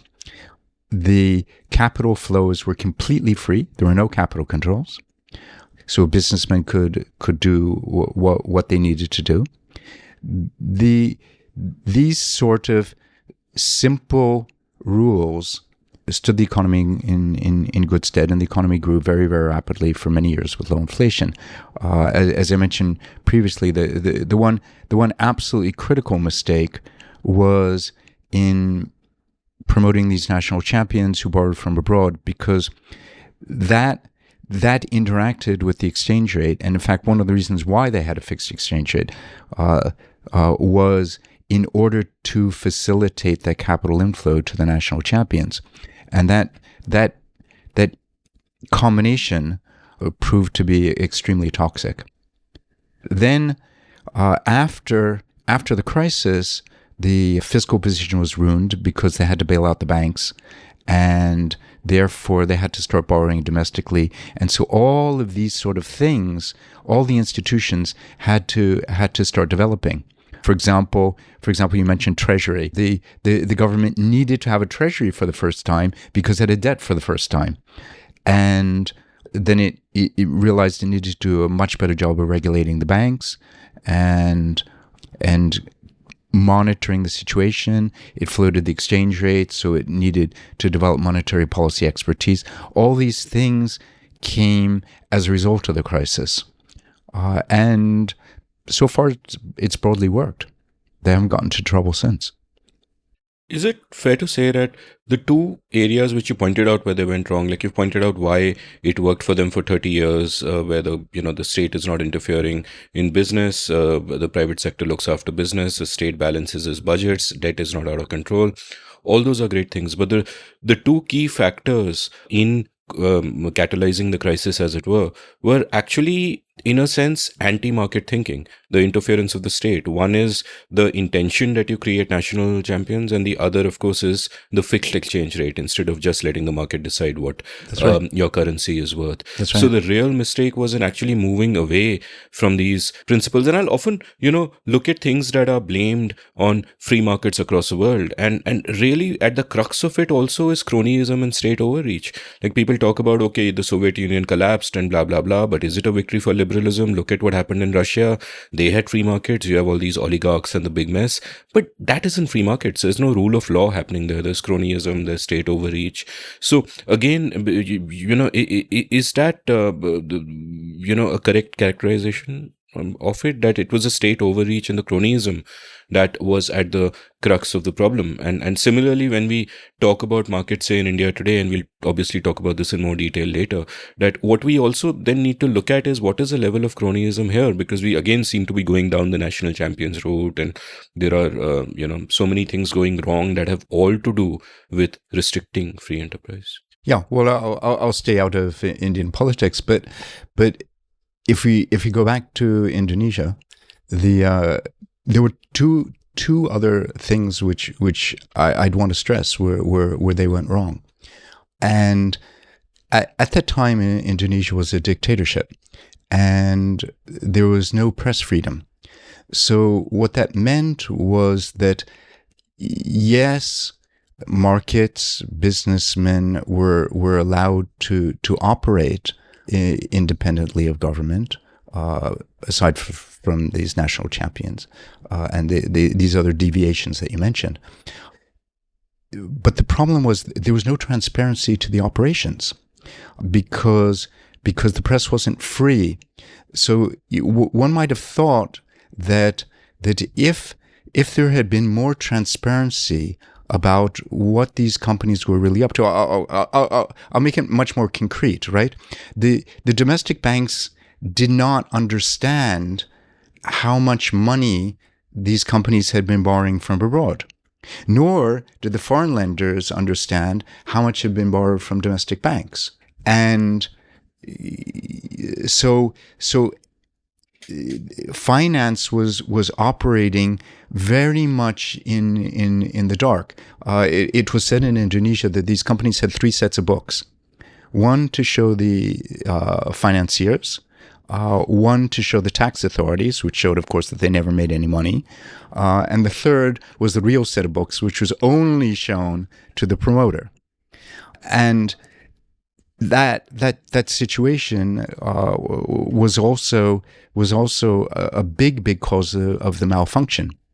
Right, you have to ask, why was so much lent to these companies, and it was because there was no mechanism for information to flow so that people could make good lending decisions, and that of course was another state overreach problem. Let's sort of talk about your India journey now. Mhm. After all of this has gotten over and you can finally get some sleep, tell me about your sort of, coming to India as a head of IMF, being, as you mentioned, from the time you saw Maya riding an elephant, being a fan of India. What was it like, and what was sort of that relationship between you and India, and that journey of getting to understand this incredibly complex country, which, any reasonable Indian will also tell you that, hey, we still don't get it. It's just so complex, people will often ask me about this election or that election or this state or whatever, and I'll be like, I don't have the slightest clue, right? And therefore, for you, the danger of somebody coming from outside is that you want to make sense of this madness, so you need frames. But at the same time, any story you tell yourself about this madness is necessarily simple and therefore simplistic and therefore wrong. And how do you then sort of deal with all of this? Because if you just acknowledge the complexity, you could be paralyzed into inaction. So so when do you feel that you have enough of a grip on things? So what was that whole process like of understanding India? And like, as a head of the IMF in India, what was the ambit of your job? And how did you approach it? Because by this time, obviously, you've got enough experience to really tread with caution. I'm And what guessing. year did you move to India as senior res rep? Okay, so I moved to India in 2006 because my wife wanted to come back. So I said sure, and yeah, it's the usual story, right? I thought, because I've been married for a long time, because I've been interested in India for a long time, that I had some fair understanding of the country. And what I discovered was that no, I just gone down a rabbit hole. and the more you go down the rabbit hole, the more you realize, oh, I thought the end was there, but actually it's far, far away, and I'm no closer to the end, and I don't know that I'm ever going to get to the end. And on the one hand, that was really, really discouraging. But I never even contemplated giving up.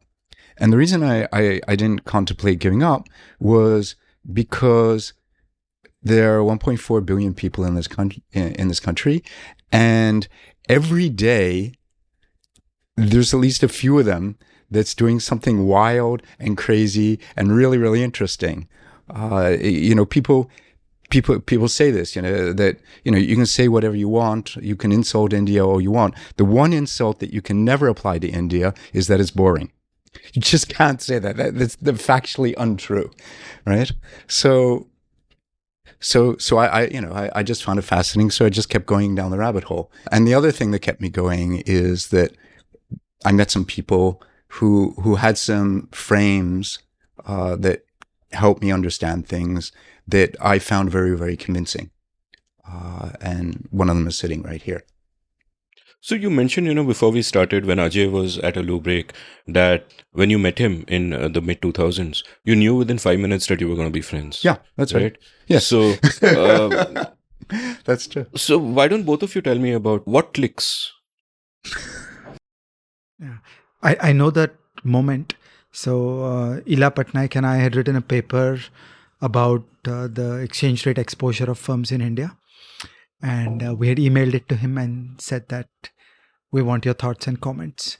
And he showed up at NIPFP, lots of scrawling all over the paper, and we talked through the paper in some detail. And so that was our first face-to-face.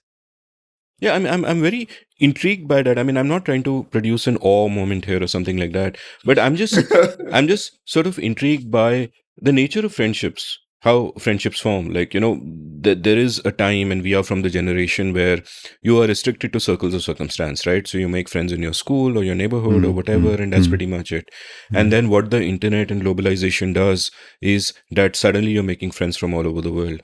And I'm curious about what is sort of how, like, at one surface level, one could say that both of you have the similar interests in terms of economics, perhaps similar leanings.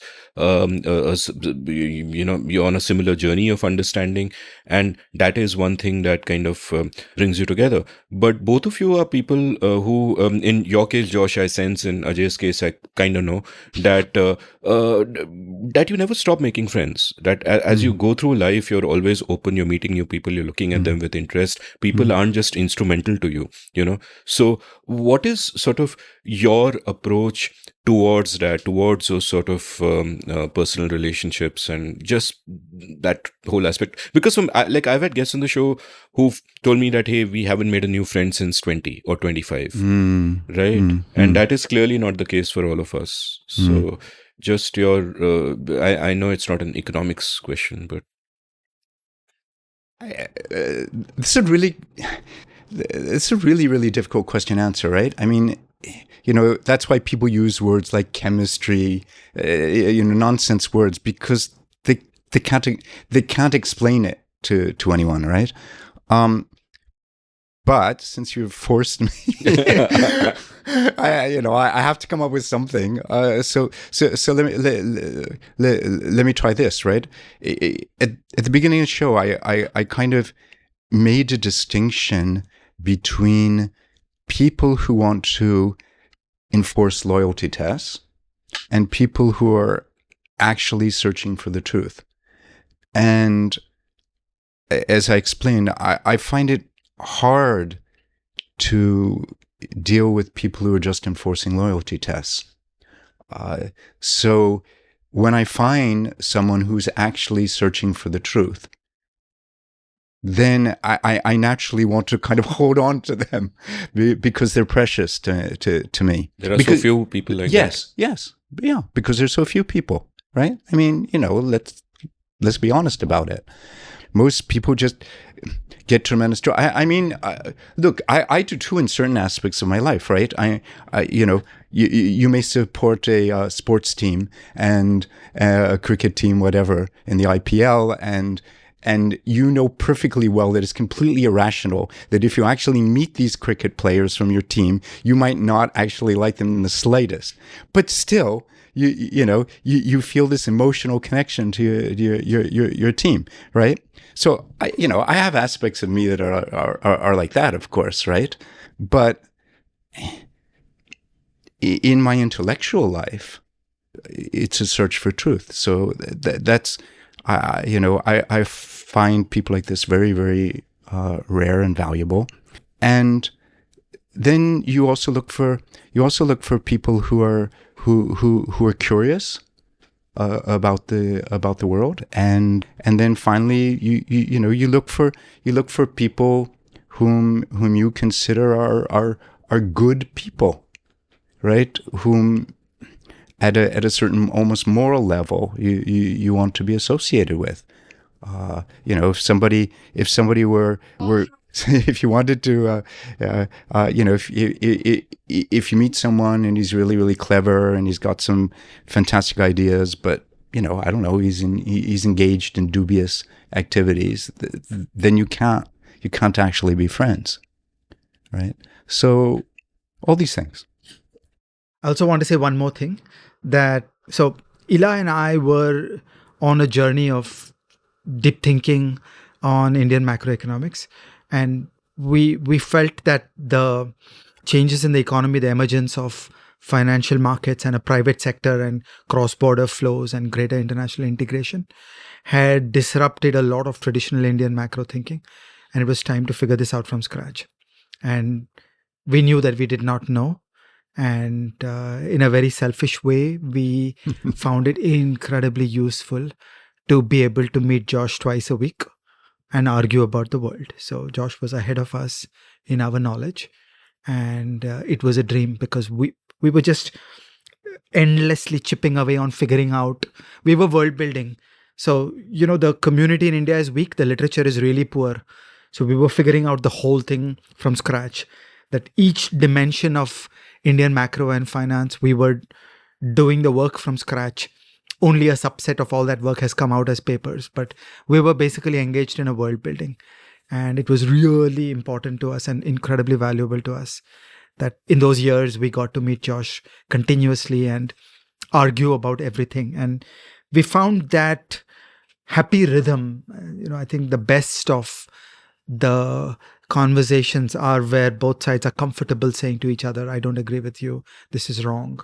Okay, so you don't have to pussyfoot around and you don't have to worry about what you say to the other person. We found that rhythm with him, and that really was very important to us. So I don't think Josh has ever quite understood the value that he carried to us in terms of really being the advisor and the talking board and the argumentation point around our world building. Meaning many people externally see our world building, but he was an engine that made that possible. I just want to also call out two other people, Richard Clarida, who's an economist in the US, and the late Thomas Laubach.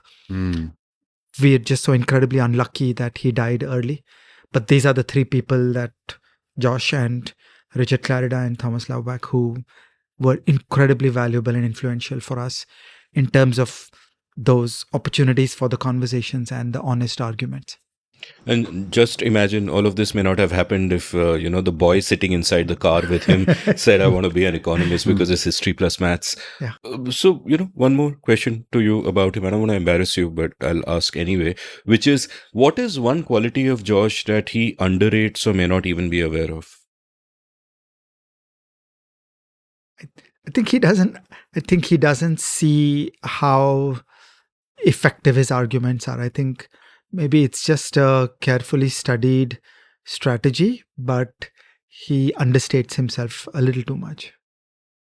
He overdoes the understatement. As in, he is not emphatic enough, or? Yeah, he will always present things in a quiet, cautious way. And in the modern world, everybody is a little too bright. And in that background noise of bright, emphatic people, he tends to get lost a little. Is that intentional, or is that just the way you are? Both. It's certainly the way I am. That's for sure. But it's also that when I'm talking in India, particularly, I do realize that many people perceive me as an outsider. I don't actually perceive myself that way. I first came to India almost 40 years ago. You make amazing parathas, rumor has it. That's a rumor. It's never been confirmed. But so I do feel that that I need to be quiet. I need to be cautious. I cannot be out front. For that reason, for example, I've never ever written a single authored piece in any Indian newspaper. Never. And that's a deliberate decision. But why is that? I mean, if you were to say avoid politics and avoid personalizing anything, just to write on policy would be fine, wouldn't it? Maybe, but I don't feel comfortable. I feel more comfortable staying back. And you may be right. I don't want to argue, but... So I'll ask you a version of this question I asked Ajay about you, but not about Ajay, but about India as a whole, in the sense that when you come in here, your outsider's gaze is showing you things which people within the system would have completely normalized, right? So tell me about what you saw, which nobody else seemed to see, or some fundamental core insight which others could not see because they were just restricted by having normalized it, by it being like, the water a fish is in.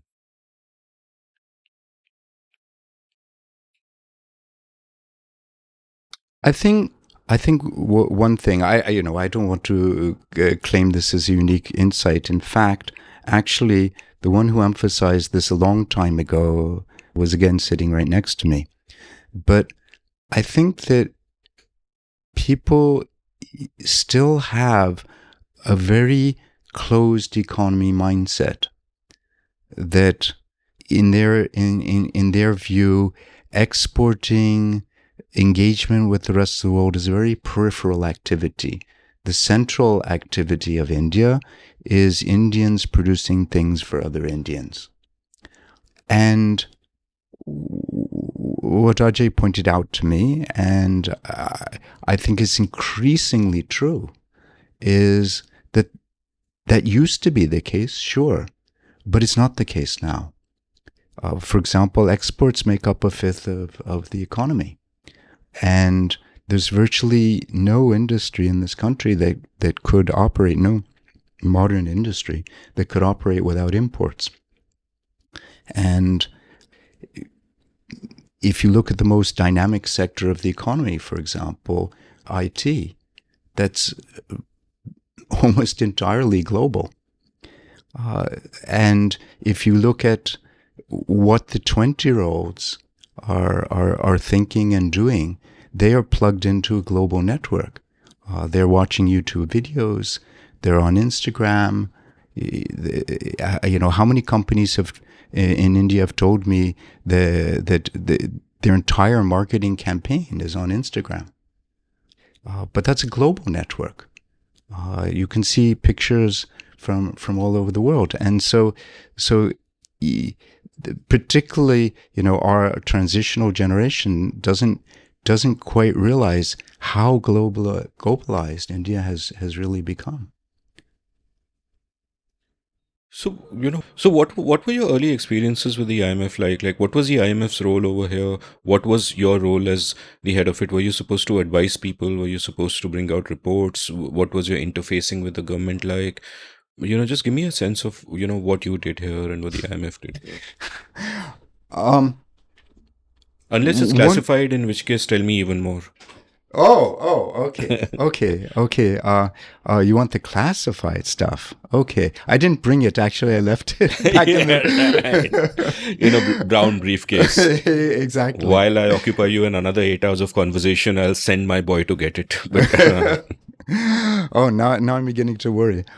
No, seriously, I was really doing two things, right?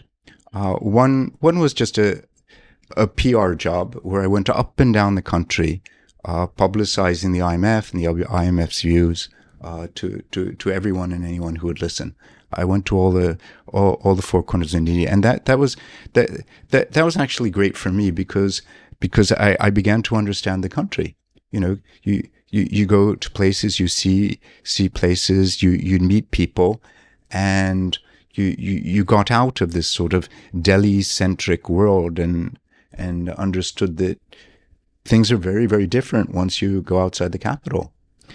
So that was one big activity, one huge benefit for me, and the other was engagement in policy debates, and I got pretty heavily involved because at that time there was a tremendous, in the mid 2000s, there was a tremendous boom in India, and I had seen this story before. I'd seen it in East Asia. I worked not only on Indonesia, but on Korea, on Philippines, on many other countries. And all of them had followed a sort of similar trajectory where when the times were good, companies wanted to invest and they borrowed. And then, of course, things started to go wrong and there was a big disaster. A lot of companies would go bankrupt. The country would go into recession.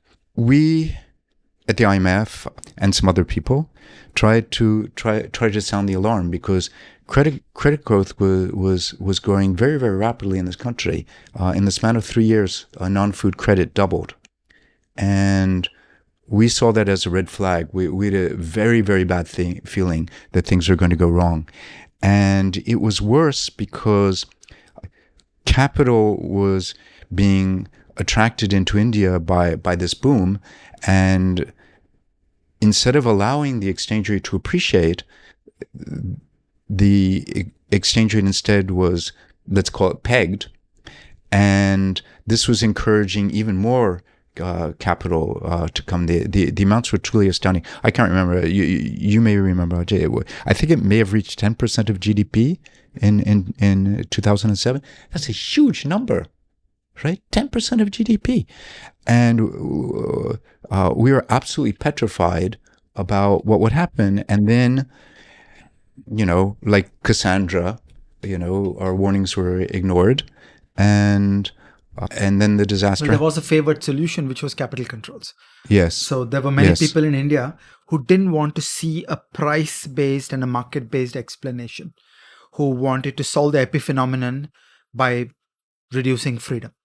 Yes, that's right. And they actually implemented many capital controls, but we know from the 60s in India, when you put all these controls, all they do is distort the economy, and they don't solve the problem. So that just generated an even bigger mess, and the end result was we wound up with 13 lakh crore in non-performing loans. And I was very, very upset about this. And also we got an inflation crisis. Yes, we also got an inflation crisis. We got to the worst of all worlds. Yeah. We had that's right. a giant mess on the credit market and a absolutely. giant inflation crisis. That's right. And so this is the late '80s, basically. Yeah.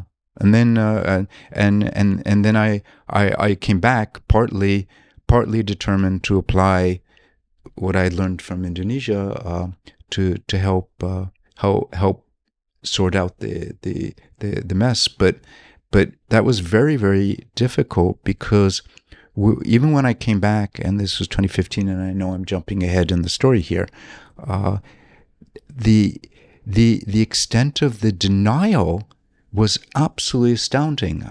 I mean, before you solve a problem, you have to recognize that one exists, and even though the problem had occurred a long, long time ago, even in 2015, they were still denying that there was a bad asset problem, and so a lot of my effort. This was a little more successful, but I had to expend a huge amount of effort just to get people to recognize that there was a problem, much less figure out how to deal with it.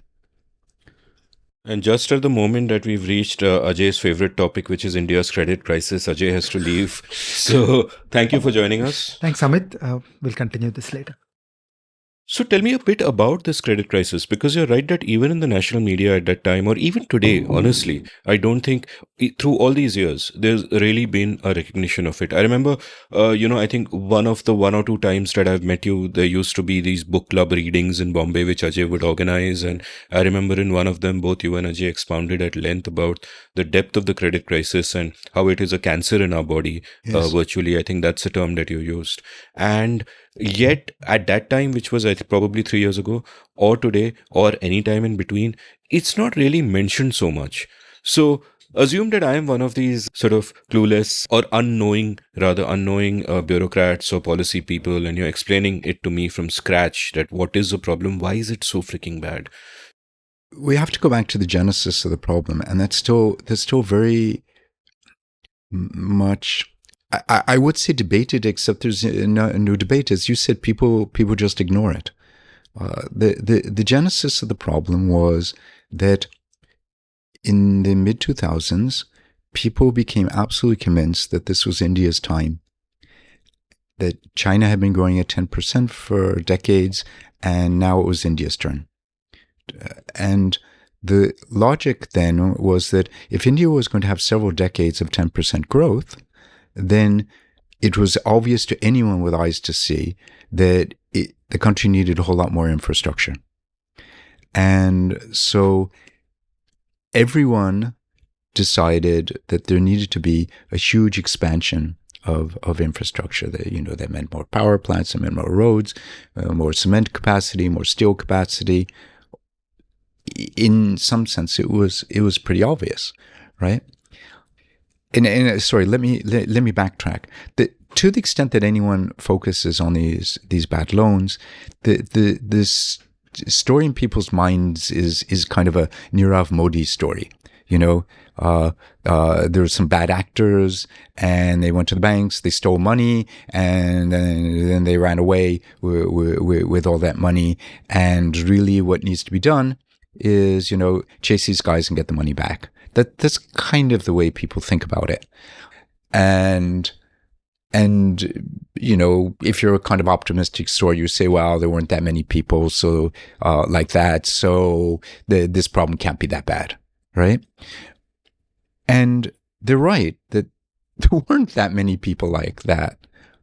These were regular businessmen making a business calculation which made sense at the time, and I cannot blame them.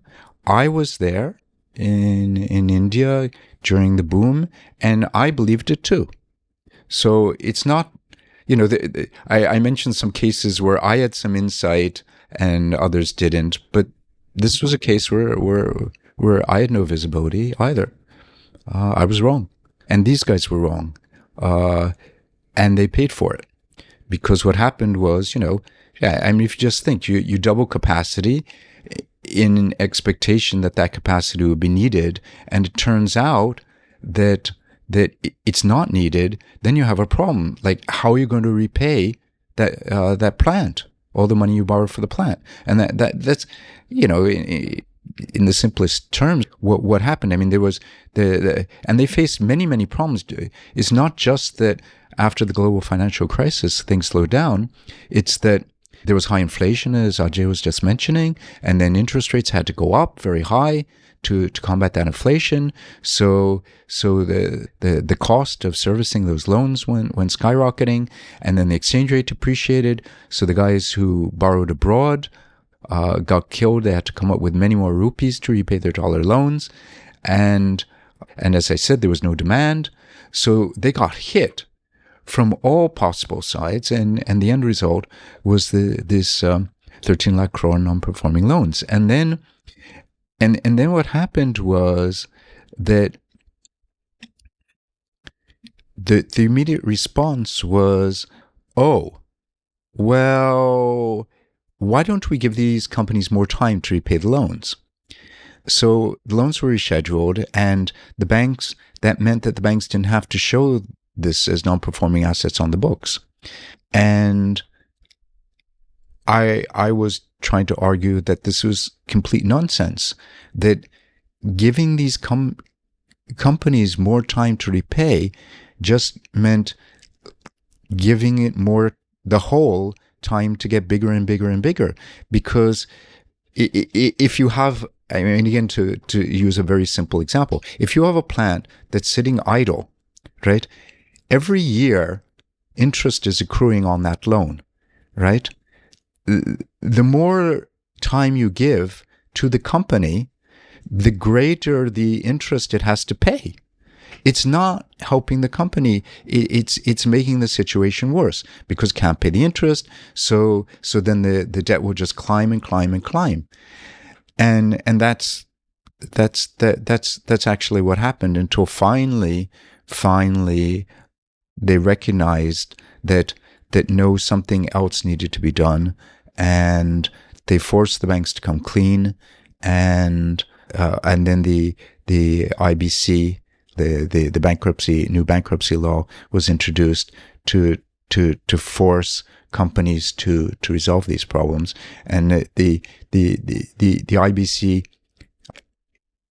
hasn't worked that well, but with some combination of writing these loans off, which was of course a huge cost to the taxpayers, because these are public sector banks, PSU banks, that are writing off, and where they're getting the money, they're getting the money from taxpayers. So this kind of combination, the problem has been diminished. But I'd point out that even today, banks are sitting on 6 lakh crore of non-performing loans. People are not aware of this. 6 lakh crore. So, which will have to be sorted out one way or another. So, so this problem, and this kind of really discouraging, this problem which originated, say, in the mid-2000s, has still not been adequately resolved today. That's a long time. That's way more than a decade. So this is a whole, and during which time, for most of the decade, this created a huge problem for the country because banks were very reluctant to lend to these ailing companies, and ailing companies were very reluctant to borrow. So there was very little investment and therefore very little growth. So ordinary Indians paid at both ends, in the sense that growth was low, and then their taxes had to be used to sort the situation out because it wasn't sorted out properly a decade ago. And what are the sort of downstream consequences of still having, 6 lakh crores, as you mentioned, of non-performing loans on the books? Does it mean that there is less money to lend to other genuine enterprises? Does it mean that, what exactly are the consequences? There are any number of consequences. So, for example, let's say you have a company that's on life support. It's got some loan, it can't repay it, it knows it can't repay it, the bank knows it can't repay it, but nothing is being done, right? But the company's still there. It's still producing, right? So what that does is it distorts the market, because it's holding a certain market share that could be grabbed by other healthy companies. So if that company, say, were to disappear, then other companies could take that market share. They could expand their employment.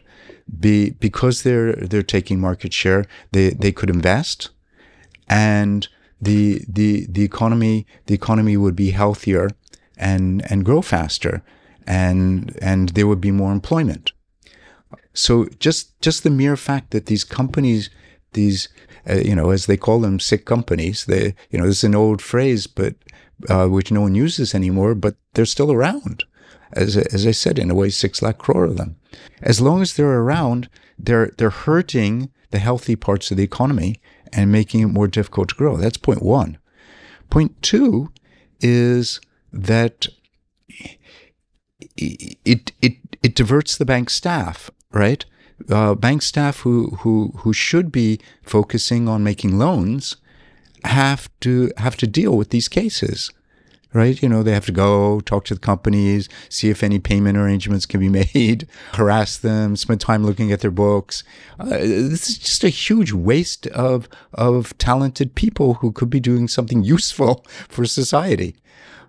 And so, and as I said, ultimately, it's going to cost someone. This money has to come from somewhere. When they write, ultimately they're going to have to write those loans off, right? And that money has to come from somewhere, and in a large extent, that's a bill that's coming from the taxpayers. And 6 lakh crore. I mean, you kind of imagine, a good social spending program is what, 30,000 crore, say, right? I mean, imagine how many useful programs could be funded with this money. It's very. And I don't want to exaggerate. This is not actually the main problem facing the Indian economy today. It was the main problem a few years back. It's not the main problem today. I'm not making that claim, but it is still a problem. So I'll dangle this bait. It's not the main problem. So at some point I will ask you what the main problem is. But just to dig a little further, then what are the reasons that people refuse to acknowledge this problem? Is it the incentives at play? Because I would imagine that the incentives for the politician is kick the can down the road. You don't want to be the guy who's, costs the taxpayer so much money. So the intention for the banker would again be that evergreening kind of incentive where you kick it down the road. You're not the guy who gave the bad loans. Let someone else deal with the problem. Are these the incentives within the system? And if so, these and whatever other incentives lead to the problem getting worse. Don't the same incentives remain at play unless you actually have a systemic change. Like, one reason, of course, that all of this ballooned was, as you mentioned, the irrational exuberance of the mid-aughties, where people thought our growth story will last forever. But there were other perverse incentives as well, the evergreening incentives, for example, or what was called phone alone scheme, where PSUs would be controlled by politicians, and you'd have a phone alone kind of situation where people who would otherwise not have passed the credit worthiness test at a regular bank suddenly get loans, which is why PSUs had a far greater problem of non-performing assets than private banks did. So, what are the kind of reasons that we never even acknowledged it and are slow in tackling it even today? And B, aren't we just begging for a repeat of the whole thing unless those incentives at the heart of this are fixed? Well, the first, in a way, you answered the question already. I mean, fundamentally, no one wanted to deal with the fact that such a huge sum of money was lost to the banks. And so, it's a little bit like a gambler, who's gone to the casino. He's lost his saving, and the only thing that he can think of is, well, maybe if I gamble one more time, then I can win all that money back, right? That's the only thing that he can think of in his mind. He can't think of any other solution, right? So it's very much like that. And then in terms of the incentives, yeah, I mean, this is a sort of specific example of a problem that has long plagued the Indian economy, which is the exit problem, right? What do you do when a company fails, right? Everybody knows that, all economists know that it is in the interests of a healthy economy that company disappear and the capital is used by others who can use these resources in a much better way. But the incentives are always to say, oh, bichara, give him another chance. And because then you sound very kind-hearted, whereas, of course, in the back of your mind, you're thinking, oh boy, I better get that money back somehow. And so if he says he'll repay me if I give him a little extra time, okay, yes, we'll agree on that. So unless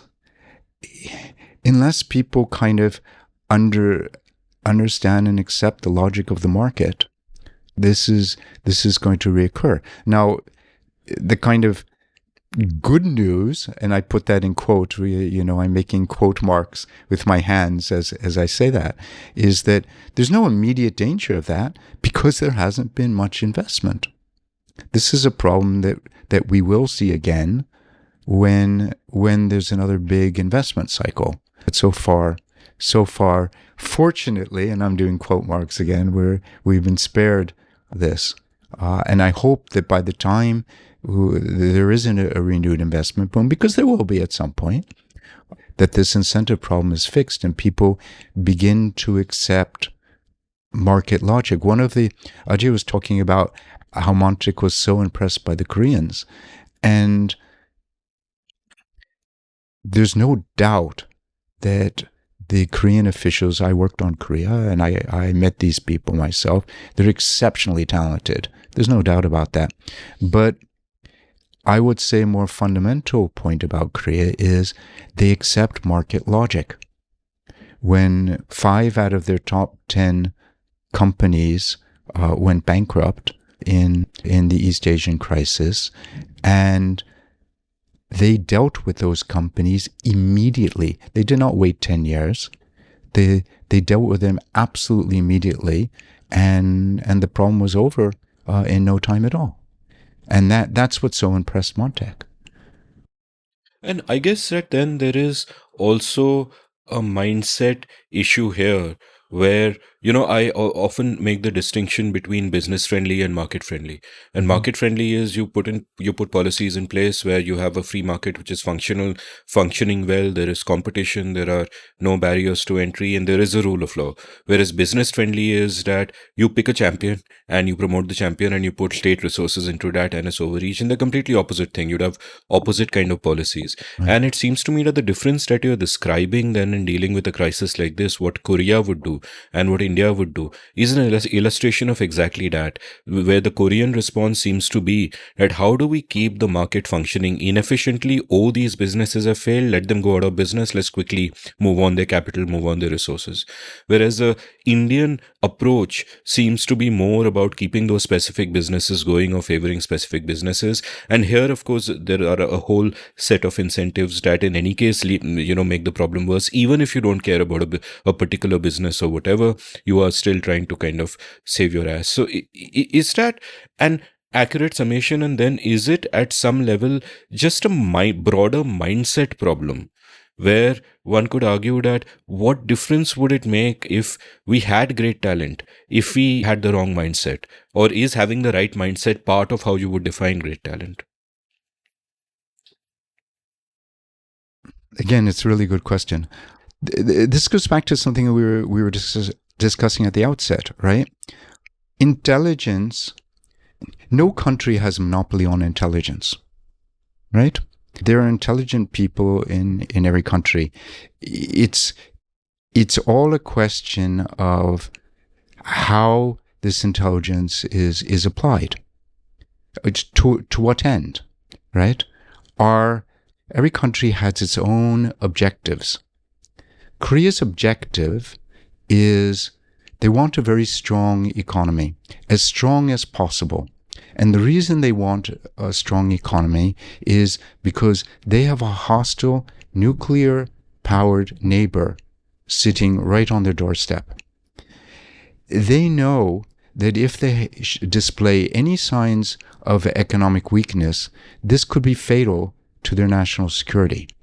So when they see economic weakness, they need to solve that problem right away. That is their mentality.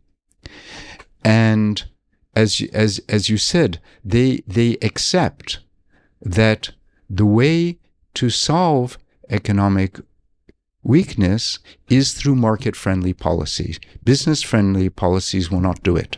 So that's their broad approach that comes out of their specific circumstance. I would say that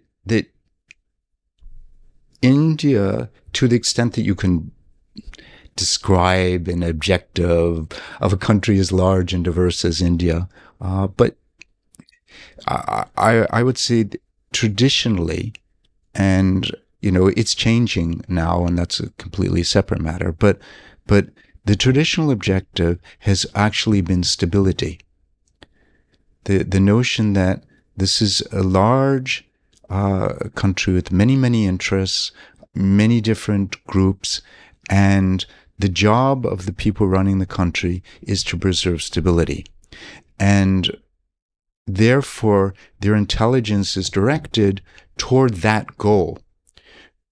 Economic growth may come third, fourth, market, respecting the rules of the market, respecting the logic of economics. This comes way down on the ladder. The first thing is stability. So I'll give you an example, right? A specific example. Whenever there's, talking loosely, a crop failure, and wheat or rice prices go way up, the immediate step is export bans. Right? This is every government that has ever existed in India, they've always done the exact same thing. They know perfectly well they don't need me or anyone else to come in them and explain how economically harmful this is to the farmers. That if your goal is to improve productivity in the farming sector, to improve farm incomes, you cannot tell them that, oh, when prices are high, sorry, you can't sell your products, right? They know that. It's not that these people are stupid. It's not that they're ignorant. It's that their goal is something else. Their goal is stability. They want to make sure that there are ample supplies domestically so that people can afford the basic products and don't, say, riot. Right? So it's not, this bit about intelligence and talent is a little overdone. It's what is your framework and what are your objectives? It's just different in different countries. It goes back to what Ajay was saying, that you can't just take a playbook, right? And I think the law is the same for in India and Korea, right? It is economically beneficial to have market-friendly policies. That's true. That's a general point that economics teaches you and remains true for all countries. But it's much more easily applied in Korea than in India. That's what I'm trying to say. Just thinking aloud, is this a false dichotomy between stability and economic growth? And if it is there then a fundamental misunderstanding of economic principles by our policymakers here? Yeah, this is a really actually, in a way, deep question, right? Yes, I would argue that in the end, social stability comes from economic success. That a prosperous people is a happy people. So you're right. If you kind of push my argument further, what I'm talking about is sacrificing longer term objectives for shorter term objectives. And so that's why I would still push back when governments ban exports. And I would say, please do not underestimate the long-term costs of what you're doing. And here's a follow-up question, like, if you're talking mindsets, at some level there are certain approaches and frames which seem almost culturally hard-coded, but it's not so simple. Like, I remember Jagdish Bhagwati once making an observation that people in China were profit-seeking while people in India were rent-seeking.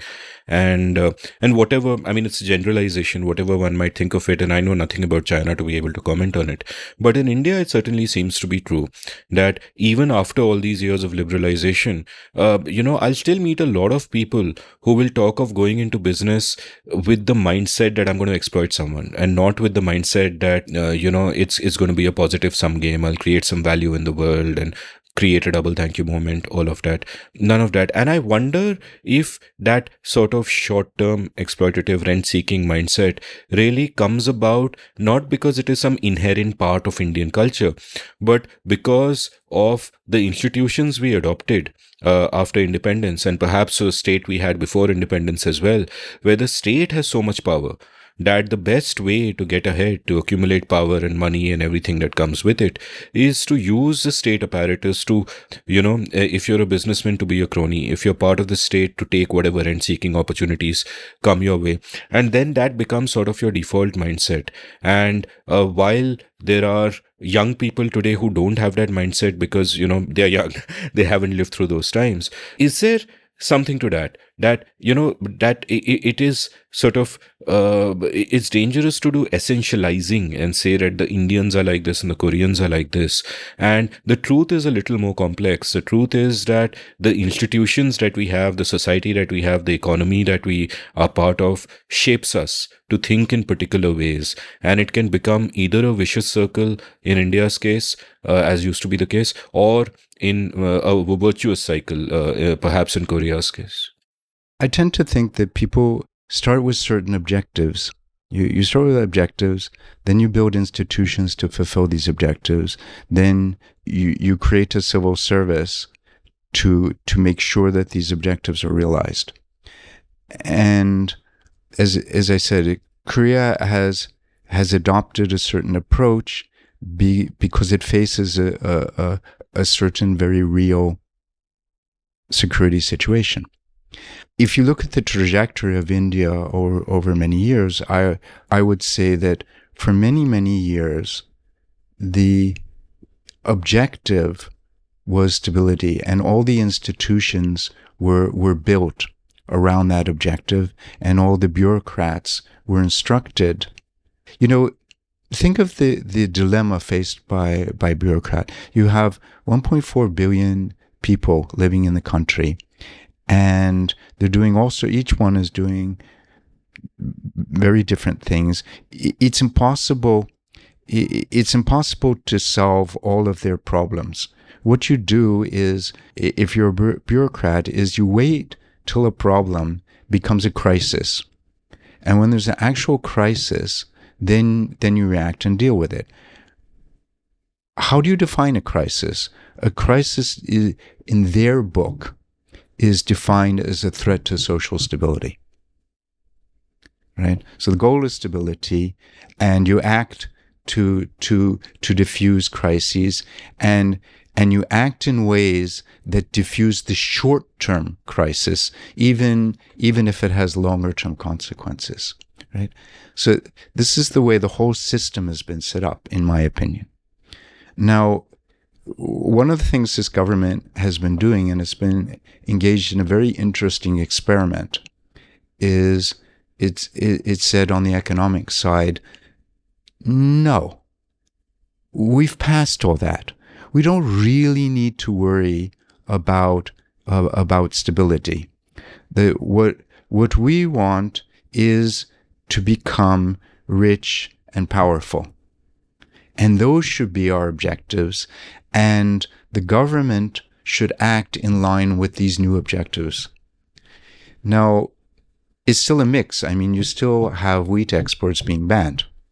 So the old system, it's not that there's a completely new system here, but this is the new sort of thrust. I mean, you can see it very, very easily in the attention that's been paid to building up infrastructure. Right? If you're going to become rich, you're going to become powerful, you need the infrastructure to go with this. And so the state has been told, the bureaucracy has been told, go out there and build the infrastructure for this. And other things have been happening. So it's not so much that Koreans are like this and Indians are like that. It's that society, in this inchoate way, defines an objective, and that objective can shift over time.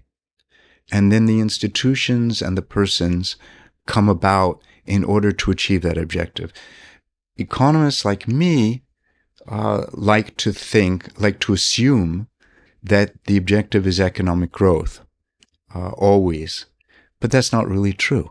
People are complex, and they have many objectives. Getting rich is an objective. There's no doubt about it. As I said, I think economics is a very useful frame for viewing the world. An Indian is exactly the same as someone from Argentina, in that in their lives they want to prosper. They want their children to prosper. I mean, that's true all over the world. But again, going back to a theme of this chat, people have other objectives, and these can differ. Yeah, no, that is very insightful, and reminds me of the old saying that where you stand depends on where you sit. Right. And right, there you go. And I forget who told me this, but someone once told me that if you really want to understand someone truly, figure out what he's scared of. And this would apply to Korea, like you said, right. That this is why they act how they act. Right. It would apply to India, because part of the reason that we centralize so much of the state, and that we, and it's in the constitution that it is so centralized and so on and so forth, is that at the time our constitution was being framed, the country was in danger of falling apart. Right. Today, with the hindsight bias, we can look back and say that, hey, the center held. Right. But at that time, it was not certain that the center would hold. Everything could have fallen apart. So that centralizing impulse and the drive towards stability is kind of understandable there. Though, if this dispensation is, saying stability is not that important, growth is, I agree with that as a statement, but their means of seeking growth sometimes seem truly bizarre to me. But that's another matter, and you don't want to comment on politics. So Yeah, exactly. I mean, I want to just leave it at the high level for the moment. Let me ask you another high level question. Something that you've written about eloquently in your pieces is about India's hardware and India's software. Yeah, right. And what you've pointed out is that, hey, listen, the hardware is pretty good, but the software, there are bugs all over, right? So elaborate on this. What do you mean by hardware, and why do you say it's good? And what do you mean by software, and what are the bugs that you see there?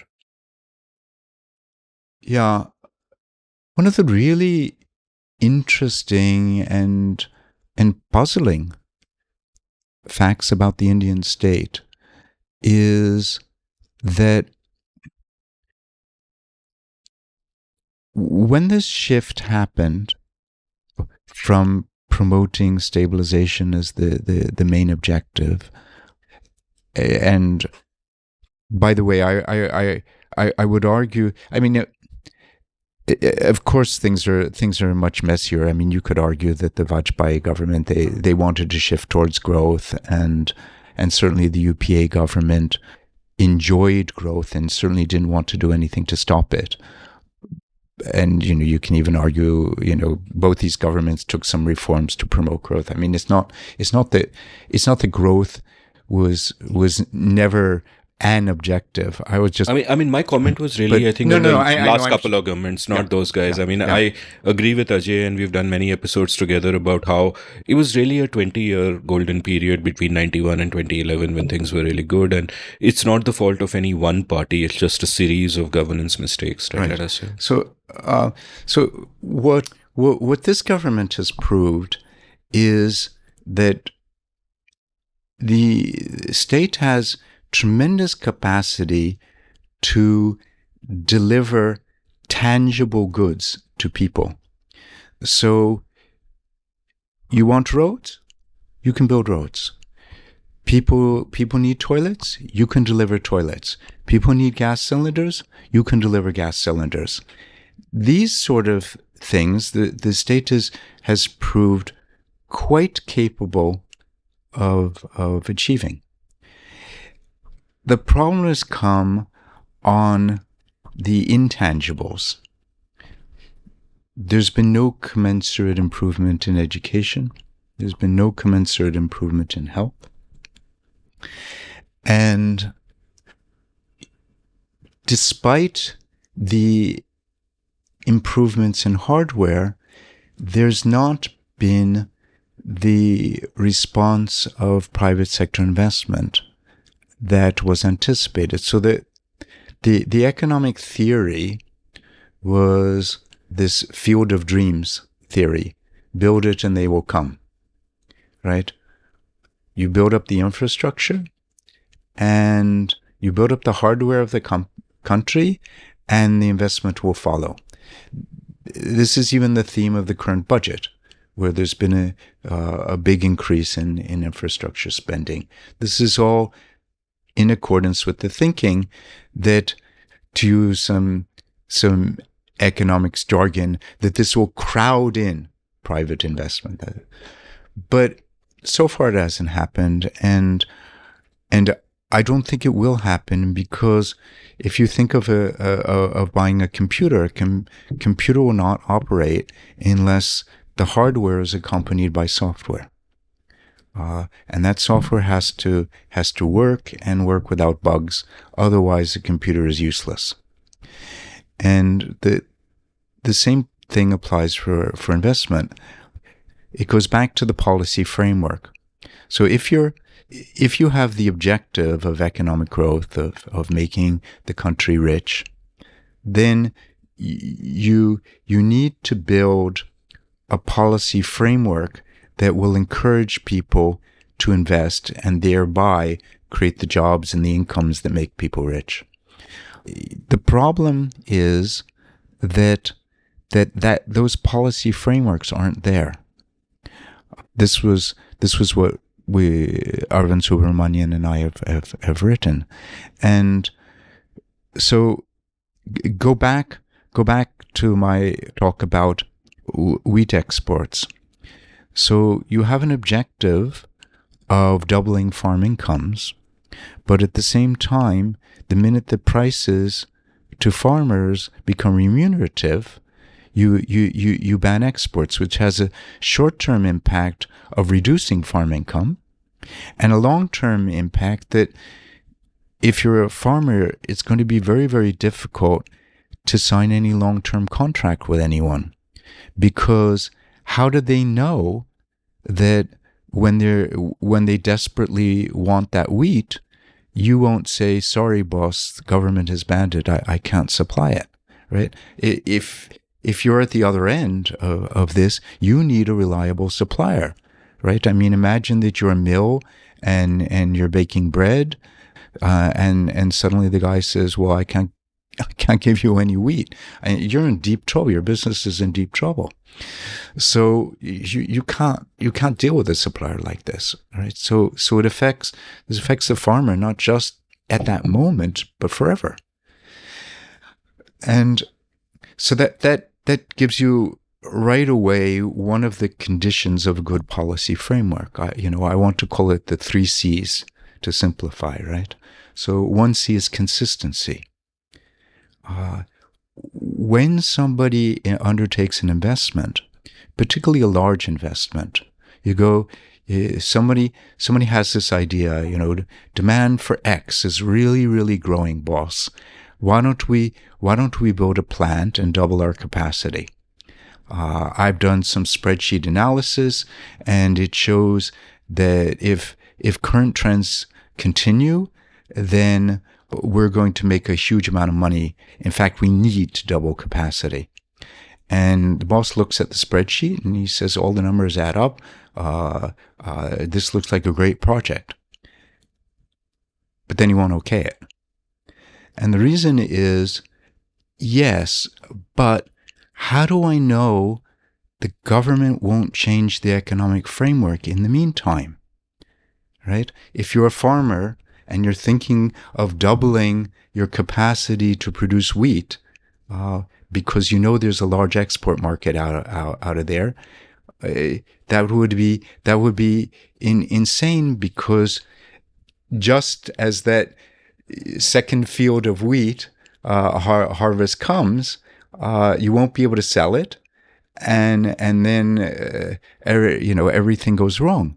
There are many examples where the government has changed policy very, very radically in ways that destroy profitability. The retrospective taxation of Pranab Mukherjee, the most. Yes, retrospective taxation is one good example, but there are also others, including even within the telecom sector, where the basis for the spectrum fee was at one point redefined to include non-telecom income, to the detriment of one of the major companies. So there are many. The e-commerce policy is constantly under review, which makes it very difficult for any e-commerce player to know whether they should invest or not. There are many examples where policies have not been consistent. So the 3 C's that you really need to have a good policy framework is that the policy should be clear. So when you're thinking about an investment based on a certain set of understandings, you need to be sure that your understanding of what's allowed is exactly the same as government's understanding. Otherwise, you're going to get into big trouble, right? So it has to be clear. Whereas we know many of the laws are poorly drafted, many of the implementing regulations are very, very unclear. So that's an area that needs to be worked on. Consistency is an area that needs to be worked on. And the third C is correct. So Clear, consistent, and correct. What do I mean by correct? Correct means that it treats everybody equally. That a policy is not geared to promoting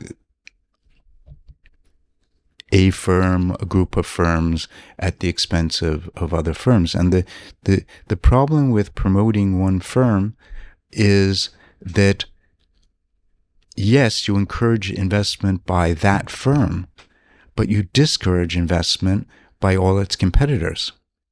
And normally, there are 3, 4, 5, 6, 7, 8 competitors for that one national champion. And on aggregate, you end up discouraging investment. So you really, people need to understand the policy framework. It needs, if it follows these 3 C's, if it's clear, if it's correct, if it's consistent, then people have the confidence that, okay, I can invest. If it's not, you will naturally hold back. So you can look at things another way, right? That investment is based essentially on 2 variables. What's my expected rate of return? And say a PLI scheme, for example, will improve your rate of return because it's a subsidy. But you also look at the risk.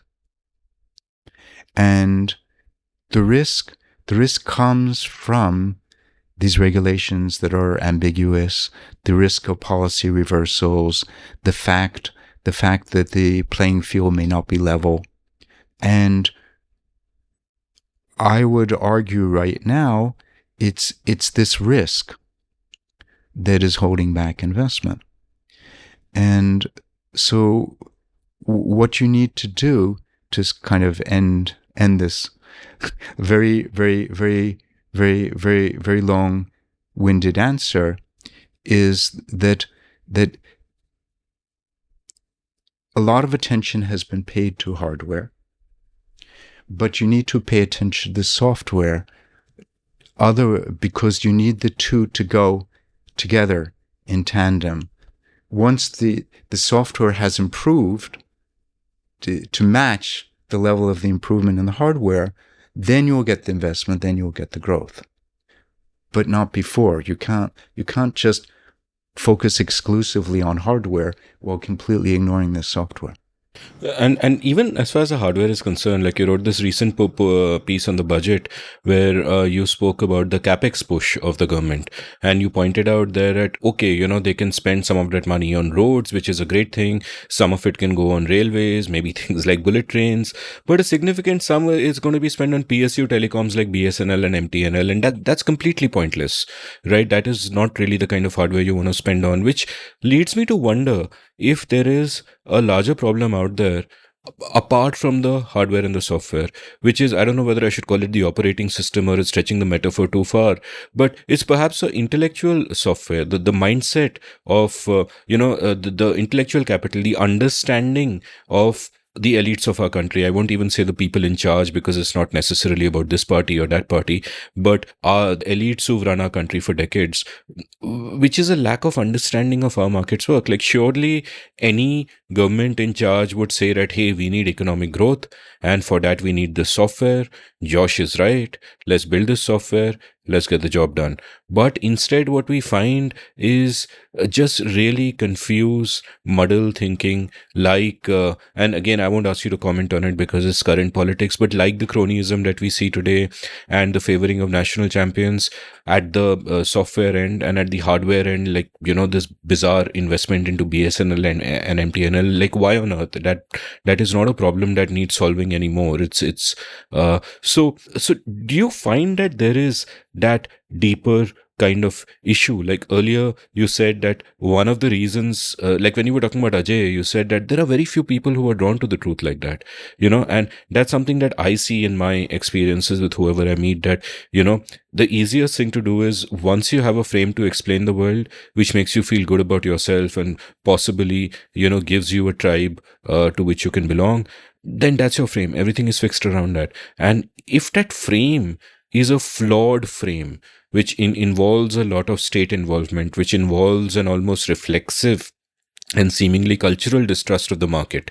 Though obviously it is not a cultural distrust of the market because we all embrace the market in our lived reality. But, if those frames are flawed, then whether the problem is with a part of the hardware, whether the problem is with the software, it's not really going to change, is it? I mean, luckily a lot of the crappy software was, we got rid of it during the liberalization, partly due to the influence of the IMF, and we were in a crisis and all of that. But we still have a lot of shitty software, some of which you've detailed out, and there doesn't, at least in the limited circles with whom I interact, even seem to be the realization that this is shitty software. Okay. So I want to separate out a few things here. One is that there's a tendency to think that you don't understand the logic of other people's thinking, and therefore you think that they're stupid. One of the things you asked me earlier, what I learned at the IMF, and one of the things that I learned at the IMF is that a lot of times people appear really, really stupid to you. And I remember there was a government official. I had asked him for some data. It was sitting right there on his desk, and I could see it. And yet he couldn't seem to find it on his desk. And then I realized this guy's, he acted as if he was really stupid, but he knew exactly what he's doing. No, but he just didn't want to give me the data. Yeah, Right? I'll clarify quickly that I wasn't calling anyone stupid. I was just saying that where you stand depends on where you sit. Given the incentives that they operate under, in their place, I might do the same thing. Just kind of to clarify that the people per se aren't stupid, but we know that their vision for what makes an economy work or their policy prescriptions are wrong, which is a completely separate statement. Yeah. No, I think that some of what's going on is exactly that their frame for understanding the world is not the same as our frame for understanding the world, and I think my frame is superior, right? And so obviously I'm going to fight for this view that, just for example, right? I believe that if you operate a liberalized economy where the state stays out, except to provide a good economic framework, these 3 C's that I was talking about, then that's going to give you the best economic results. That's my basic frame, right? Now, of course, there are other people who have completely different beliefs, and I will argue vociferously against them, right? But there are also people, as I said, with just very different objectives that they're on a different topic. They're really aiming for something else, right? Stability instead of growth. Or it could be that you're a bureaucrat and you're operating within the constraints that you see. So let me go to BSNL, since you mentioned it. See, the way a government official would think about this is we need to have 3 strong telecom companies because that's good for competition. No argument, right? Now, we are where we are. And so there are only two possibilities, right? Make sure that the existing players are strong,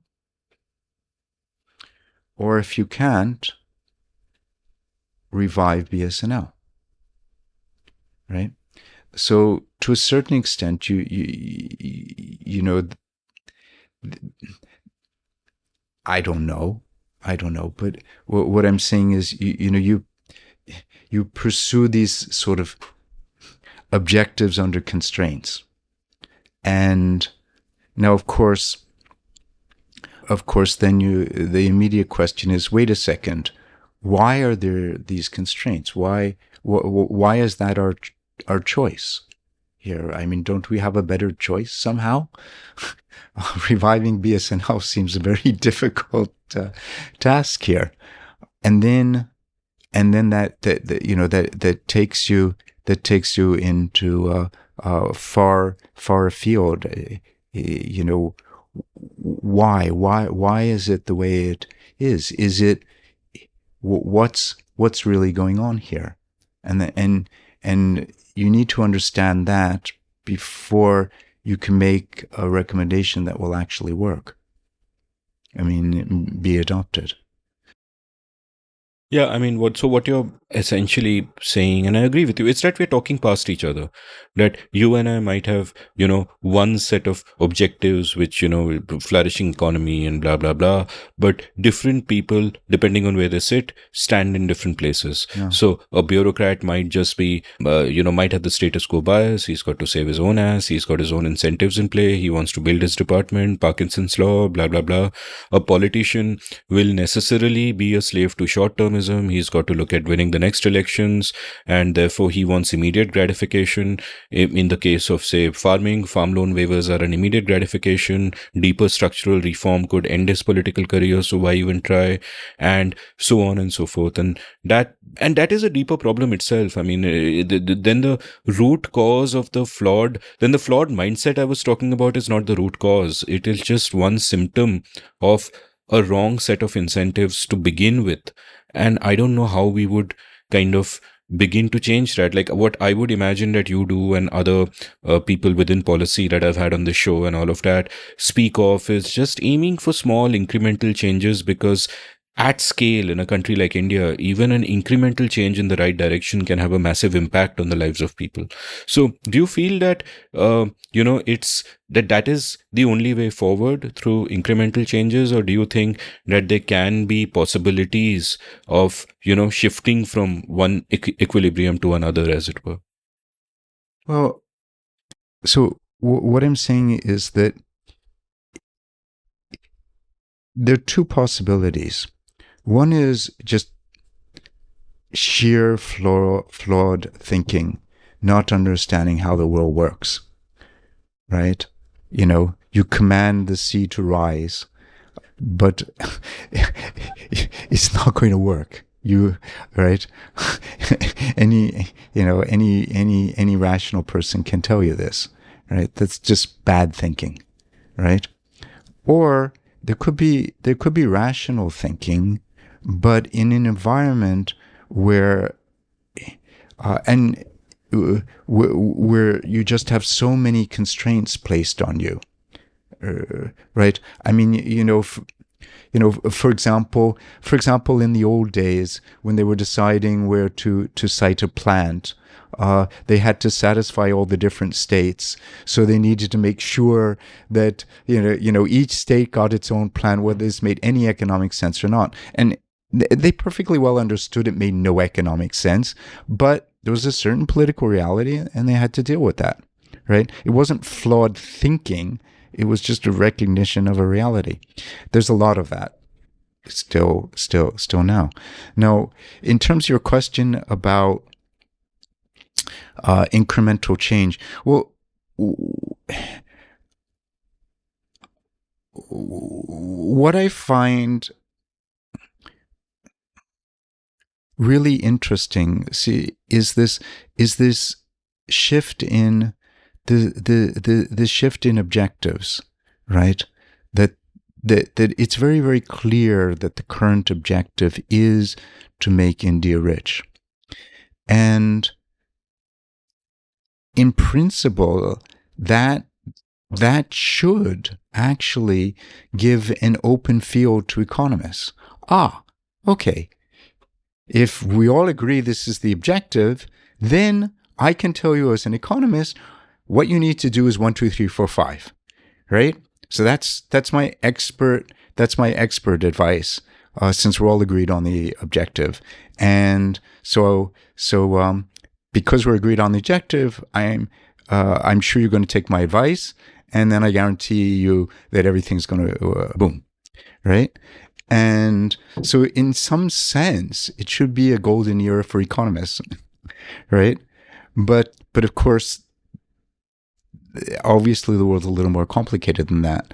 And one of the things is that that it turns out there are different frames for understanding how the way the world works, and it's not necessarily the economic frame. But still we try. This is why we write these articles, to be constructive, to say, you guys have done a great job on that. Why don't you focus on this? In the hopes, and these are not small things, and we know that the software does not get improved overnight, but you want to point people in the right direction, and you hope that this gets followed up, and then there are really good results, right? I mean, so since you came to India 2006, in a sense, things have kind of gone backwards, right? I mean, as you mentioned, you came with unbounded optimism as well. The growth story was going to continue, and things kind of went backwards 2011, 2012 onwards. And when you think of this period, when you think of this journey, does it sometimes feel frustrating that you can be an expert in a field where you can see something going wrong in advance? Often you know what to do to turn it around. Often you have plans on how to make things better and get out of this hole, and no one's listening to you. Does it feel like that? And even the small successes that you might have, like I'm sure that you've probably had some part as part of teams in bringing about policies, whether in Jakarta or here, which would have benefited people at scale, but in an invisible way. So there's no immediate gratification for you. You can't wake up in the morning and see a puppy and say, I brought that puppy into the world, as Alu perhaps could. So, anyway, I don't know where I came up with that. But there's no immediate gratification. There's no smiling puppy there for you, right? No. It's just that moral conviction, in a sense, that this is the right thing I'm doing, and therefore I have to keep doing. Is that the correct term, moral conviction? Yeah, I think it is. Yeah, at some points I've felt, as I mentioned, like Cassandra, who knew what was going to happen and tried to warn people, and no one listened. And then you feel horrible about this. You because you turned it in on yourselves, right? As Ajay was kind of hinting, maybe if I'd been a little more forceful, I might have been able to have more people listen. I don't know. I don't believe for a minute, but you could make that argument, right? Doesn't stop me from feeling horrible about it. I mean, there are other times when I fought for things, and then later I realized I made a mistake, right? And then there are other times when I fought for things, I remain convinced that I'm right, but I accept the outcome. Look, let's just start with the premise that I know how to make India rich, right? Obviously, I mean, that's a joke of a premise, but let's just go with it for the moment, okay? That doesn't mean that the country should adopt my advice. Because, as I mentioned, there are other objectives, right? I mean, let's take an extreme example, right? Let's say that, I mean, and a ridiculous example, right? That I could prove without a shadow of a doubt that if everyone cut off their left hand, the country could become rich. Well, sorry, no. Right? That's too much of a sacrifice, right? Whenever there's a change, there are winners. I mean, let's be a little more realistic now, right? Whenever there's a change, there are winners and losers, right? Society has to decide. Even if an economist can prove on aggregate they're winners, and everyone, on balance, society is much better off, doesn't mean they're not going to be losers. When you allow Uber, Ola, the taxi drivers lose, and society has to decide, right? Maybe in certain circumstances they care more about the losers. So I'll give you the example. And that's for society to decide, not for me. Right? I can tell you my honest view as how to make India rich, but it's for society to decide whether to adopt these recommendations. And I as an individual have to respect that social decision. I mean, let's kind of take it out of Italy and go to France, right? France has been stuck for years, low growth. Every president that gets elected to that country gives a speech saying the country needs to change. But when it comes right down to it, the French enjoy their way of living. The way they look at it, yeah, they could be a bit richer, but not worth it. They'd rather live the way they're living right now. Okay, that's for them to choose. Not right, not for economists, not for any outsider. So the same thing.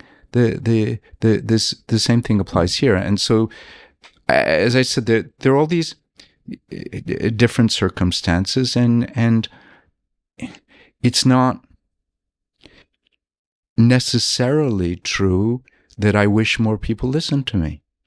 Yeah, no, you mentioned the sort of collective noun, the French are happy living the way they are, and I know that must collective nouns must disturb you as much as they disturb me, because I'm sure many French aren't. Many French would want to work harder and be richer and whatever. Yes, and right. And I think in India, I just think that once you decide that the state picks winners and losers, it can become problematic, because ideally, for example, in the case of Uber plus Ola versus taxi drivers, I would say voluntary action should win, that you always go for voluntary action and freedom and let people decide by themselves which they want to use, and then the pieces fall where they and people's productivity goes up, perhaps they save money that goes back into the economy. Eventually, we are all better off. But if if we get into the precedents, which we already have always had, of the state deciding who wins and who loses, then that's a bit of a problem. My next question is about, I thought I'll take a digression because you mentioned people's arms being cut off, which is a delightful image.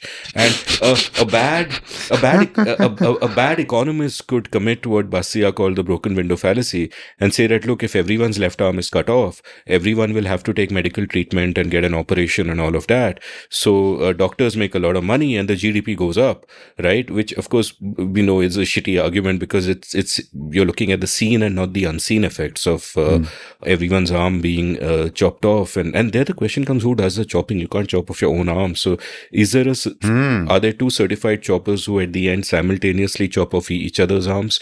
But leaving that aside, my question is therefore about... Yeah, clearly I hadn't thought this through. Clearly, yeah.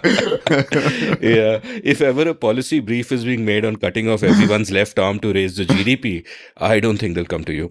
But my question is really about measurement now, and you alluded to data earlier, and I want to ask this question at two levels, and one of them is just a philosophical level outside the particular context of India. Is it strikes me that something like the GDP, for example, or any conventional ways we have of measuring anything seem inadequate for the task. Because one, GDP, of course, takes government spending into account, and you could just dig a ditch and fill it up and dig a ditch and fill it up. And, that has an impact on the GDP. So, really, that part of the GDP we should perhaps completely ignore. I don't know if economists do that. And the other aspect is that a lot of the ways in which we are materially way better off, and by materially, I mean tangibly, not in terms of material goods, cannot be measured by GDP. A laptop that I buy today for, say, 1 lakh can give me way more productivity, which also a lot of it cannot be measured, than say a laptop of an equivalent cost which I could have bought 20 years ago. There is so much that technology has done for us which is not even measured in the numbers. So it's a broader question about, again, like you said, that sometimes what happens is that we take things for granted. Things have been a particular way, we assume it is set in stone. Even the GDP really started before the Second World War, in a sense. It was the end of the First World War, which made people realize that, hey, we have no way of measuring national income. And I have an episode on this, which I'll link from the show notes. And I'm just wondering if these are, again, like many of the other things we discussed, an outdated convention, and nothing has taken its place. So just at a broader philosophical level, I'd like to know what you think about metrics and ways of measuring things, and because they therefore affect our frameworks. If you are saying that economic growth is a big deal, then how do we measure, how do we define, how do we quantify it also kind of comes into play. So forgive me for a naive sort of non-economistic question, but it just seems that measure itself is so flawed in its foundations that, and I can understand that we have no better measures. People have tried to, come up with measures that indicate development, welfare, etc., etc. What are your thoughts on it? Okay, so sorry, I'm going to give a very long answer here. Please. But and partly because I want to go back to something you were saying earlier. You're absolutely right. When you start using collective nouns like the French, immediately you get into big trouble. And unless you're talking about the French defense in chess going out of fashion, nobody plays the French anymore, then it's fine. There we go. So one point I just want to mention there is, when there's a policy change, there are winners and losers. And then the next, or when there's a change in the economy, when there's a change in the economy, there are winners and losers. And the question that you always need to ask is, who's deciding this and how, right? The huge advantage of leaving things to the market, as is done, for example, in the United States, is that you just let people vote with their money, right? And that's a sort of fair vote. If they're, if they prefer bakery A versus bakery B, well, that's just the way of the world. Too bad for bakery B. You should have improved your products, right? That's just the logic of the market, where you accept the vote of the people, right? Once you interpose the state in this decision, often, as in France, and in France the state is very extensively involved, things become very, very problematic, because the state can decide to favor one side or another on any number of grounds which may not reflect the preference of the people at all. It may reflect the preference of the bureaucrat. He knows the guy who owns this. It may have a certain non-economic logic. That's what I was highlighting earlier. Or it may be that actually the people, it's, for example, here's a very good example from France. What happens is that when the state decides, things get politicized. And so a group comes out and they protest to the government and say they paralyze the roads. And then just for the sake of social peace, the whole country backs down and says, okay, leave it, right? We won't make this change, even though the country wants the change, but because it has been intermediated through the political process, the thing gets blocked, right? Whereas if it had never been intermediated through the political process, the change would have gone through, because that's what the people actually want. So, yes, in many, many cases, they're just, it sounds very nice at almost a conceptual level. You imagine a kind of wise man balancing all these economic and non-economic considerations and coming out with the best solution for society, right? But that's not the way it works in the real world. And very often, when you intermediate things through the state, you get terrible results. And really, the state should just stay out.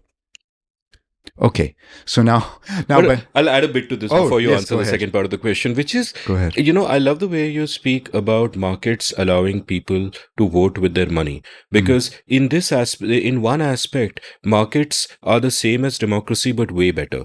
In democracy, everyone gets to have a voice, but there is only one winner.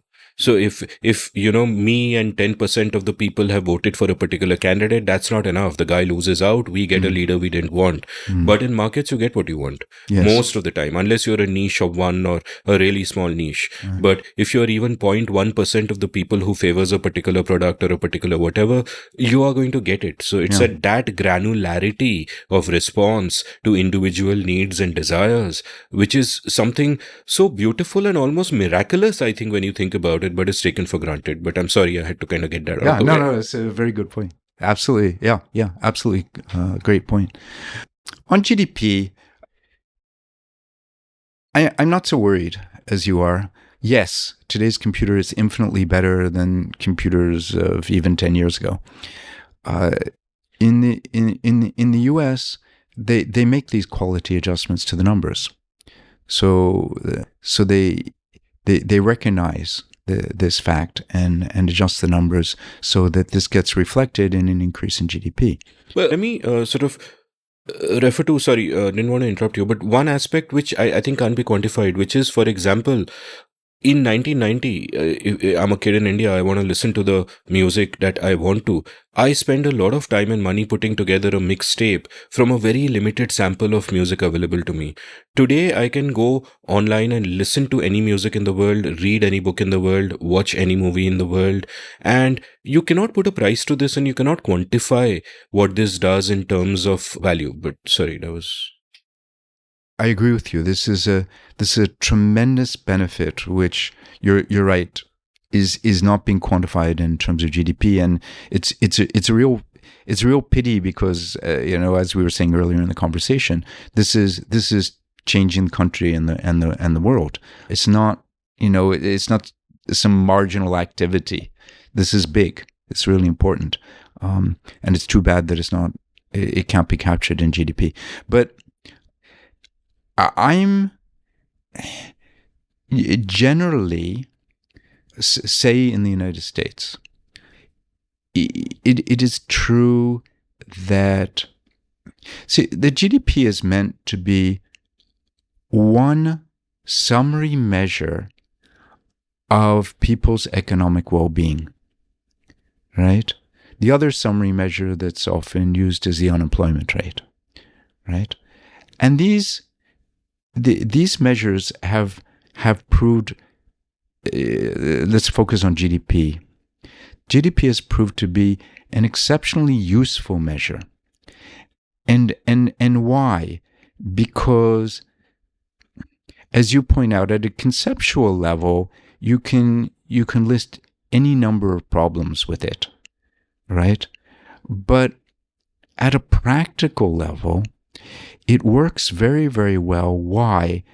Because it is correlated, highly correlated with all the other measures that one could think of to measure economic well-being. So when all the measures are pointing in the same direction, you feel a high degree of confidence that that measure is reflecting reality, right? You're putting a lot of weight on GDP in the United States, and I'll come to India in a minute, but I'm talking about the United States for a very specific reason, right? Because I want to compare and contrast. So in the United States, GDP is trying to summarize the economic well-being of 300 million people. Now, obviously, just if you think about it, that's ridiculous, right? How can you summarize 300 million people in one data point? That can't be. But because it's highly correlated with all sorts of other measures, you feel, okay, all right, it's an approximation, but not a bad one, right? In India, there is what I regard as a really distressing, and I think it probably comes from school, a tendency to view numbers as truth. People will cite inflation last month was 6.52%, right? Not 6.51, not 6.50, 6.52, right? But that's ridiculous, right? We're not measuring with that degree of precision. Actually, if you look at the papers that I write, I make it a point to round numbers wherever I can, because I think that going out into decimal places is spurious precision, right? We cannot measure what 1.4 billion people are doing so precisely to the second or third or 20th decimal point. That's nonsense. Crazy act of hubris. It's a crazy act of hubris, right? We only... That's even in the best possible circumstances, right? And these are not the best possible circumstances. I don't want to get into all the data problems that exist, but suffice to say that the GDP numbers in when you try to do the same correlations between GDP here and other indicators of economic activity, you do not get the same nice correlations that you get in the US. And that's a warning signal that you need to be very, very careful. Part of it is just sort of the inherent nature of the economy, but there are too many people trying to draw very strong arguments from data that may not support the weight of those arguments. And if what you're trying to do is reach truth as opposed to supporting your team, you need to be very, very careful in making your assessments. This brings me to my second question about data, which in fact is about justice. It's about the peculiar Indian problem of how unreliable the data is, right? And it's not peculiar to India, by the way. Okay, I'm sorry. Yeah. I only know India, so I assume that it is. No. Oh God, all my pride and our peculiarity is completely gone now. Oh yes, let me shatter it right away. Oh my God, you busted it. But here's a question, and the thing is that in India, somehow, in the kind of bizarre nationalistic rhetoric that we have, somehow the GDP has become a metric to boast about. And the moment you decide on a metric like that for political reasons, it is obviously going to be gamed. And I sense that's a problem that we've had with data in India, that politics has obscured or obfuscated, most of it, that data is either not released or it is unreliable, and what we have is a very fuzzy picture. In addition to that, we have the issue of the large informal sector, now perhaps less large, sadly, but the large informal sector, which was only being estimated by proxies and so on and so forth. And we know that demonetization hurt it badly, the botched implementation of GST hurt it badly, COVID hurt a lot of informal employment. But we have no way of actually measuring that informal sector. And even as far as the rest of the economy is concerned, the data becomes unreliable. Different people have different kinds of measures. I had a guest a few weeks on, RHJ Raghu Jaitley, who was talking about how India is doing better than it seems because credit growth has gone up, which is the one area he follows really closely. And so, so therefore, in modern times, what we are involved in, as we mentioned earlier, is not truth-seeking but narrative battles. And it seems that for those narrative battles, experts are being pressed into service of one side or the other. And you see so many economists, for example, co-opted by establishments, face those pressures, and so on and so forth. So what is your sense of this, and how difficult is it then to navigate for someone who sincerely wants to make a difference and is basically bipartisan? Like, I'm sure you don't give a shit who's in power as long as the country is going in the right direction. But all these pressures nevertheless, exist. And you've been within government, you've been an advisor to the ministry and so on and so forth. You worked very closely with Arvind Subramanian, who was also on my show. So what is your sense of these pulls and the pressures? Because if nobody seems to give a damn about truth, then what is this whole enterprise all about? And to ask a more concrete question and not end on a lament and doom and desolation, how hard is it then to make an actual difference in the system where all expertise is actually being pressed into service of narratives? I wouldn't be so pessimistic. It's not that all expertise is pressed into the service of narratives. I think that people, when I was at the Ministry of Finance, I found that the people within the government had a fairly good idea of the actual situation. They, of course, to the outside world, they always spoke positively, but they knew that everything was not perfect and rosy. So, but there's still a problem, and the problem that I feel is that when you have these ideological teams, no one is concretely trying to think of ways to make things better, right? Because one side is arguing that everything is perfect now, and the other side is arguing that everything is a disaster now. And the only thing that can be done is change the government, right? But neither is help. Neither's that's the essence of the arguments, right?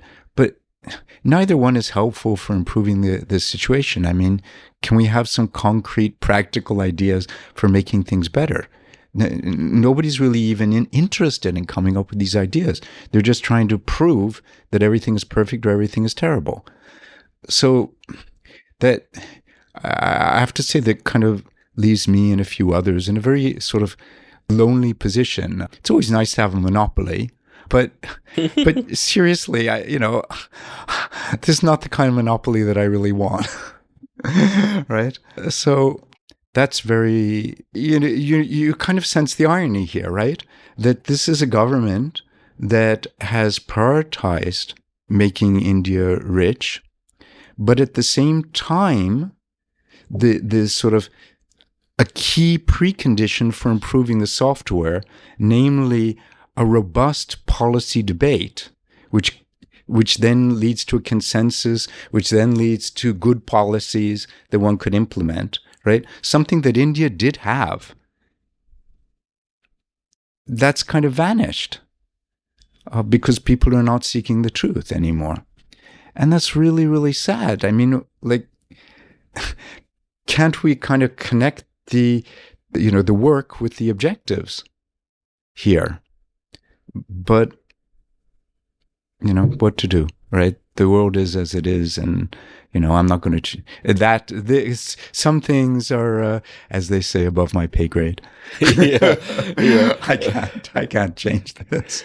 So let's take the lens up a little bit and look at how the world looks at India and the neighborhood. And there's been a lot of hype over the last perhaps decade or more than a decade about, India being the next emerging superpower and so on and so forth. Mm-hmm. And in this, and this is something you've pointed out in your columns as well, that in this, people looking from the outside miss a lot of home truths about India. One is, of course, the issues with our software, the way the 3Cs aren't there, the way that policies can change anytime. Even partnering with a local player can be dangerous because of all the dynamics that you've written about in such detail. And also, that actually our markets aren't as big as people think they are. That the middle class really is a small chunk of the country, and elites is just the elites are just the super rich, a very tiny sliver on top of that.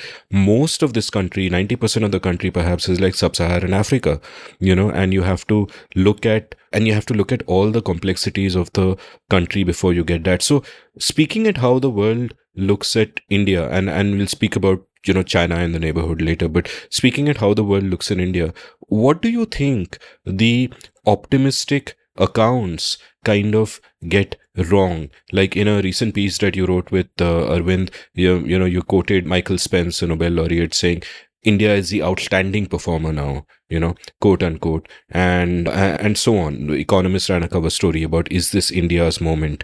And obviously the logic behind that is, hey, China is fading, and manufacturing can only go so far, and they've kind of reached their kinds of structural crisis, and we'll talk about that. But what are they getting wrong when it comes to India?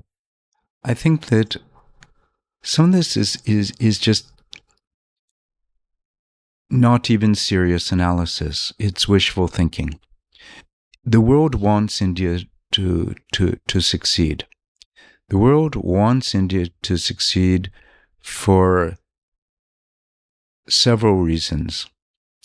One is there's a huge Indian diaspora. This Indian diaspora is very, very successful, particularly in the US and the UK. And so people in these countries have close ties with Indians, and that gives them warm feelings about India as a country in a way that,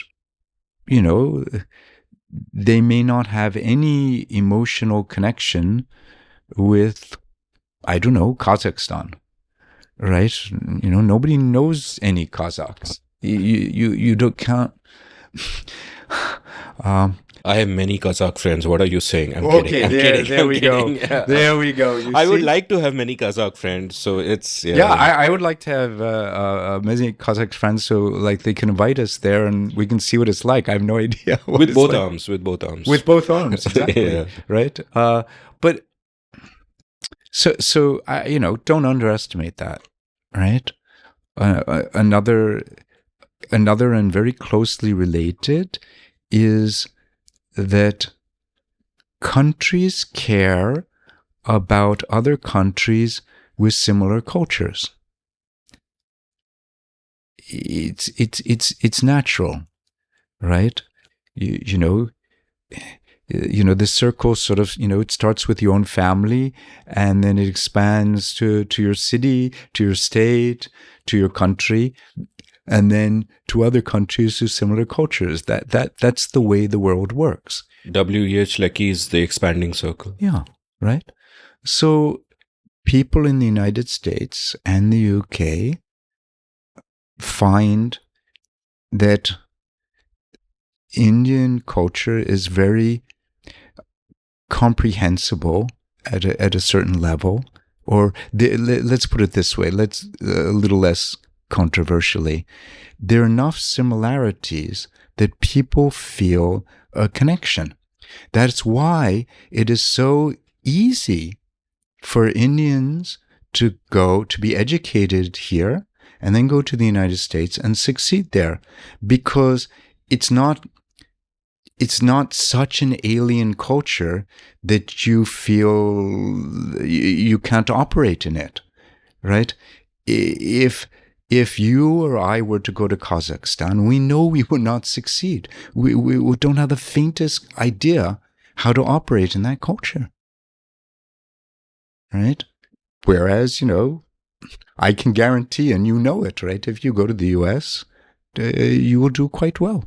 It's not an issue. It's not a problem. And, and it works the other way. Americans feel the same way. So naturally, obviously, people want similar cultures to succeed. Why? Why do they want similar cultures to succeed? Because in the end, all cultures feel threatened by the outside, and one of the ways that you increase your sense of security is to know that there are other cultures like you that are strong and powerful. Why on earth does New Zealand still have the King of England as their king? I'll tell you why. It's obvious. Precisely because they're an island on the other side of the world, and they feel very lonely there. They want to stress their cultural similarities to the UK because it gives them a sense of security. So that's the way the world works, and that's why fundamentally the United States, Britain, particularly the English-speaking countries, want India to succeed. Now, so getting back to economics, so the child is father to the man, right? You want it to succeed.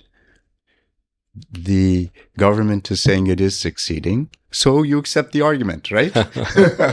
Right? Oh, great, India is succeeding.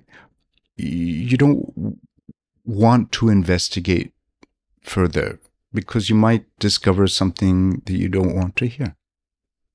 And I guess geopolitics also plays into this, because China is such a threat, and especially now in the in the Russia-Ukraine war, which with China moving closer to Putin, there is again this deep desire that what do we do about China, who are again with the theme of what you said, almost an inexplicable culture both for the Americans and for us, right? And therefore it is much easier to think of India is there as a counterbalance and blah blah blah, except when you look deeper, it's not such a rosy picture. So can you talk a little bit about that? What is the reality check you'd want to give, people outside who are bullish on the India story? And of course, you've also written optimistic pieces about India and all the things that are going right for us.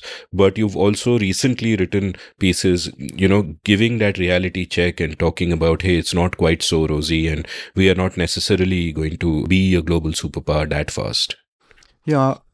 I'd want to phrase things in a positive sense, okay? I think that India has an historic opportunity, and the historic opportunity is that two things are going on. One is that during COVID, firms discovered the joys of working from home. Now, if you're a firm in New York and you're going to allow people to work from Boston, and you're an entrepreneur, it clearly has to occur to you that if people can work from Boston, why not Bangalore? What is the fundamental difference between work from home from one and the other? There isn't, right? And of course, Indian labor is much less expensive. So if you're going to have a work from home model, why not outsource to India? If you look, this is something this is an opportunity that India is actually, and this is a positive story that's shockingly got very little attention in the press. This is an opportunity that India is actually, even as we speak, seizing with both hands. Before the pandemic, service exports from India were running at about 6 billion per month. During the pandemic, they increased to 9 billion per month. Then, after the pandemic, they increased to 11, and the last 2 months, 16 billion per month.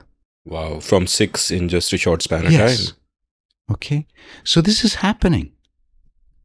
It's a reality. It's not just an opportunity. It is being seized even as we speak, right? This is fantastic for the country, right? I'll give you to make it concrete, even more concrete.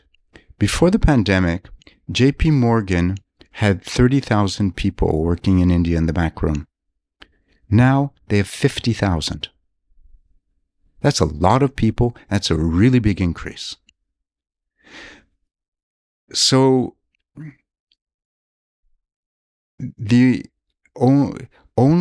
but then we get back to software and sort of more broadly intangibles. I mean, to make sure, I would say there's no real limit to this, except on the supply side. India has to make sure there are enough talented people that can be brought into the system, right? If you're going to keep growing 10, 20% per year, that means the number of people working for these companies needs to grow 20% every year. Where are these people going to come from? You have to improve the educational system. Otherwise, the country will run out of talented workers, or it will get stuck at a sort of lower end of the IT services and not be able to improve to the higher end. But so far, so good, right? Really, really, really good stuff. Okay. Now let's turn to goods. Goods, the opportunity is absolutely enormous. There's a $36 trillion global market for goods exports, of which India only has 2%, right? Compared to India's population, that is the worst ratio of any country in the world, right? There is huge, as the teachers like to say, huge scope for improvement. Which you basically say to the student who's come last because duh, yeah. Exactly, right? If you want to put a positive spin on things, right? Now, and there's huge scope for improvement. Why? Because in particular, China is ceding export space. So over the past decade, it's given up export space worth about $150 billion, primarily in businesses like apparel and footwear and ceramics, all things that India can easily do. It can take up that export space that's being vacated by China. Now, so there's a huge opportunity here, but so far, India has not been able to seize this opportunity, and the government is trying with the PLI, but the PLI is heavily skewed toward prestige industries like semiconductors. It needs to be reoriented towards industries that will employ low-skilled people, because really that's India's comparative advantage. Many low-skilled, low-cost people. As I said, the risk with the services is that you may run out of high-skilled people. So how is India going to provide jobs for the low-skilled people? You need to build these textile plants and these footwear factories, and But there are several problems with that. One is this software problem that I mentioned. The other problem that I'll mention is that India has taken an inward turn. Over the past few years, tariffs have been raised on more than 3,200 items, affecting 70% of total imports. And even before that was done, India still had the highest tariffs in Asia. Well, higher tariffs than anyone in East Asia, let's put it this way. And that's completely incompatible with the way that modern factories work, because modern factories are good at something, but they need to import a lot of parts from all over the place in order to produce a competitive process.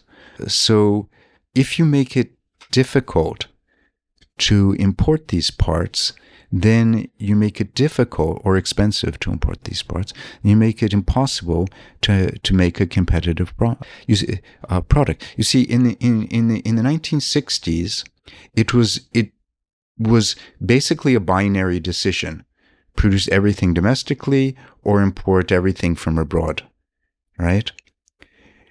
Now, nothing is binary anymore. Every product that you see is some mix of domestic content. It's true in the US, it's true in Germany, it's true in every country in this world. We live in an iPencil world. Yeah, right? Everything is mixed of domestic and foreign. And, even when you see these tags made in, so-and-so, well, they have these regulations, if it's more than X, you can put that label. But nothing is 100% made in any country. It doesn't work. That's not the modern world anymore. So you need to be open. If you look, and I'll say one last thing here, Vietnam's goods exports are now higher than India's. This tiny little country exports more than India. And why? Why essentially? Essentially, what do they have that India doesn't? Essentially, what they have is they have free trade agreements with just about every country that matters in the world. And so that means they can import things at low cost, and in the markets they can export them without the foreign importers having to pay any duties. And that has made it immensely attractive for anyone to put their export base. India, it's too difficult for the policy reasons that I mentioned, and also because of the restrictions on trade. And a classic illustration of how politics plays into this is when the labor laws were sought to be scrapped by UP a year or two ago, and because Adityanath was, ruling the state, everyone who opposed him reflexively came down against it. Though the move, I think, has consensus among, anybody who's been in the field forever, that we needed this, that the labor laws are actually hurt workers more than they help them, and were part of the reason that we didn't become a manufacturing superpower in the 70s itself, and that this great advantage of cheap labor that we have has just simply, lain waste. So, politics also plays such a huge part in this. And to add to this, there is also the fact that China, which at one point people were saying, oh, they'll catch up with the US and blah, blah, blah, has actually, as you pointed out, reached an inflection point. And they are, in a sense, deeply troubled on multiple margins. So tell me a little bit about that. And all of it, of course, in different ways is an opportunity for us, which we don't seem to be taking. But just, what's going on in China, for example? I wish I knew. You've written eloquently about it, so you know enough. Come on. Okay, one way to tell the story, if you go back to the distinction that I drew between hardware and software, China built a lot of hardware. They built airports all over the place. They built beautiful roads. They built the best railways. They built housing all over the place. And they've kind of reached the end. How many airports does any city need? And yet they never fix their software, and they're not going to fix their software because the party doesn't allow it. And also, Xi Jinping has, through a series of policy reversals, one day you're the darling of the party, and the next day you're in jail. He's created enough risk for entrepreneurs so that entrepreneurs are very, very reluctant to invest. And so so the software, instead of being fixed, has actually deteriorated. And they've reached the end of their hardware story. They've discouraged private investment. So now they're a bit stuck. And this goes back to what I was saying about different countries having different objectives. For many years, while India was prizing stability, China was prizing growth. Communist Party officials were promoted on the basis of whether they could deliver growth first in their municipalities. If they did, then they got promoted to their state, and if they did that, then they got promoted in the center. That was the incentive structure: promote growth. Now, clearly, Xi has other concerns, other objectives, foreign policy objectives in particular, and control. He wants to centralize. He feels that in this drive for growth, power was decentralized too much. Power had seeped away from the states and gone toward the businesses, and he wants to grab that power back and centralize power away from the cities and the states. So centralization of power does not work well with the decentralization of an economy, and growth suffers. So, at some deep level, this is what it's all about: the struggle between control and growth, and they've shifted the objective toward control. So growth suffers. So they moved away from GDP to SHDP. Yeah, there we go. There we go. All right. I've taken a lot of your time today. So a couple of final questions before I let you go. And thank you so much. This has been so incredibly insightful. But a couple of final questions still to go. And my penultimate question is this, that having studied India closely for so long, having understood the different directions which people are moving in, having seen the kind of intellectual capital there is in the country to take it forward, if I ask you to project, say, 15 years into the future, what is a best case scenario and what is a worst case scenario? Or if you want to answer it in a different way, I can reframe the question for you as what gives you hope and what gives you despair? You can choose whichever formulation you want. These questions are not the same kind of questions that you see on the talk show hosts when they ask you things like your favorite color. No, these are difficult questions. No. In every single talk show, if you get to the fifth hour, they'll ask you this. Oh, I see. I've never got to the fifth hour on those talk shows. There you go. And they cut off an arm in the sixth hour. But oh, really? Okay, well, I have to tune in for that. Yeah. No, seriously. Sorry, best case and worst case, and then you rephrased it to say what? Sorry? What gives you hope? What gives you despair? Okay. So either of those, because the first asks for like almost a concrete kind of scenario. The second can be a little more abstract. I'd prefer to be concrete, actually. It's much more colorful. I think the best case scenario goes something like this, right? That I feel that to a large extent, societies get what they truly want deep down. China, in a period when China wanted growth, it got that growth. The US has always been dedicated to growth. Europe has always been much more ambivalent about growth. in the era when India was very concerned about ensuring social stability, it got that social stability. It achieved that, and now people take it for granted. And I think now that there's an emphasis on growth, in the best case, it will happen, just because people will will it to happen. And you can see any number of reasons. Somebody asked me the other day, is India short of entrepreneurs? I almost fell off my chair laughing at that one, right? I see particularly the 20-year-olds as the most entrepreneurial generation in history. All of them have been watching YouTube and getting all sorts of ideas of things that they want to do. And if you just go around Bombay and spend 15 minutes walking, say, around Bandra village, right? You can see what they're, some of the things that they're doing. Of course, a lot of things you don't even have to walk. You just go online, you can see what they're doing, right? So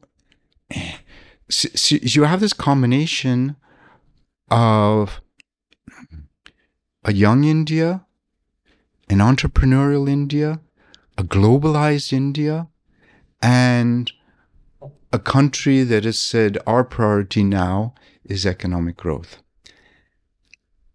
And then you can believe it will happen. India will become rich before our eyes. It can happen. Absolutely. I truly believe in this, that it can happen, right? The other scenario, though, is that kind of reminds me of this old cynical joke about Canada.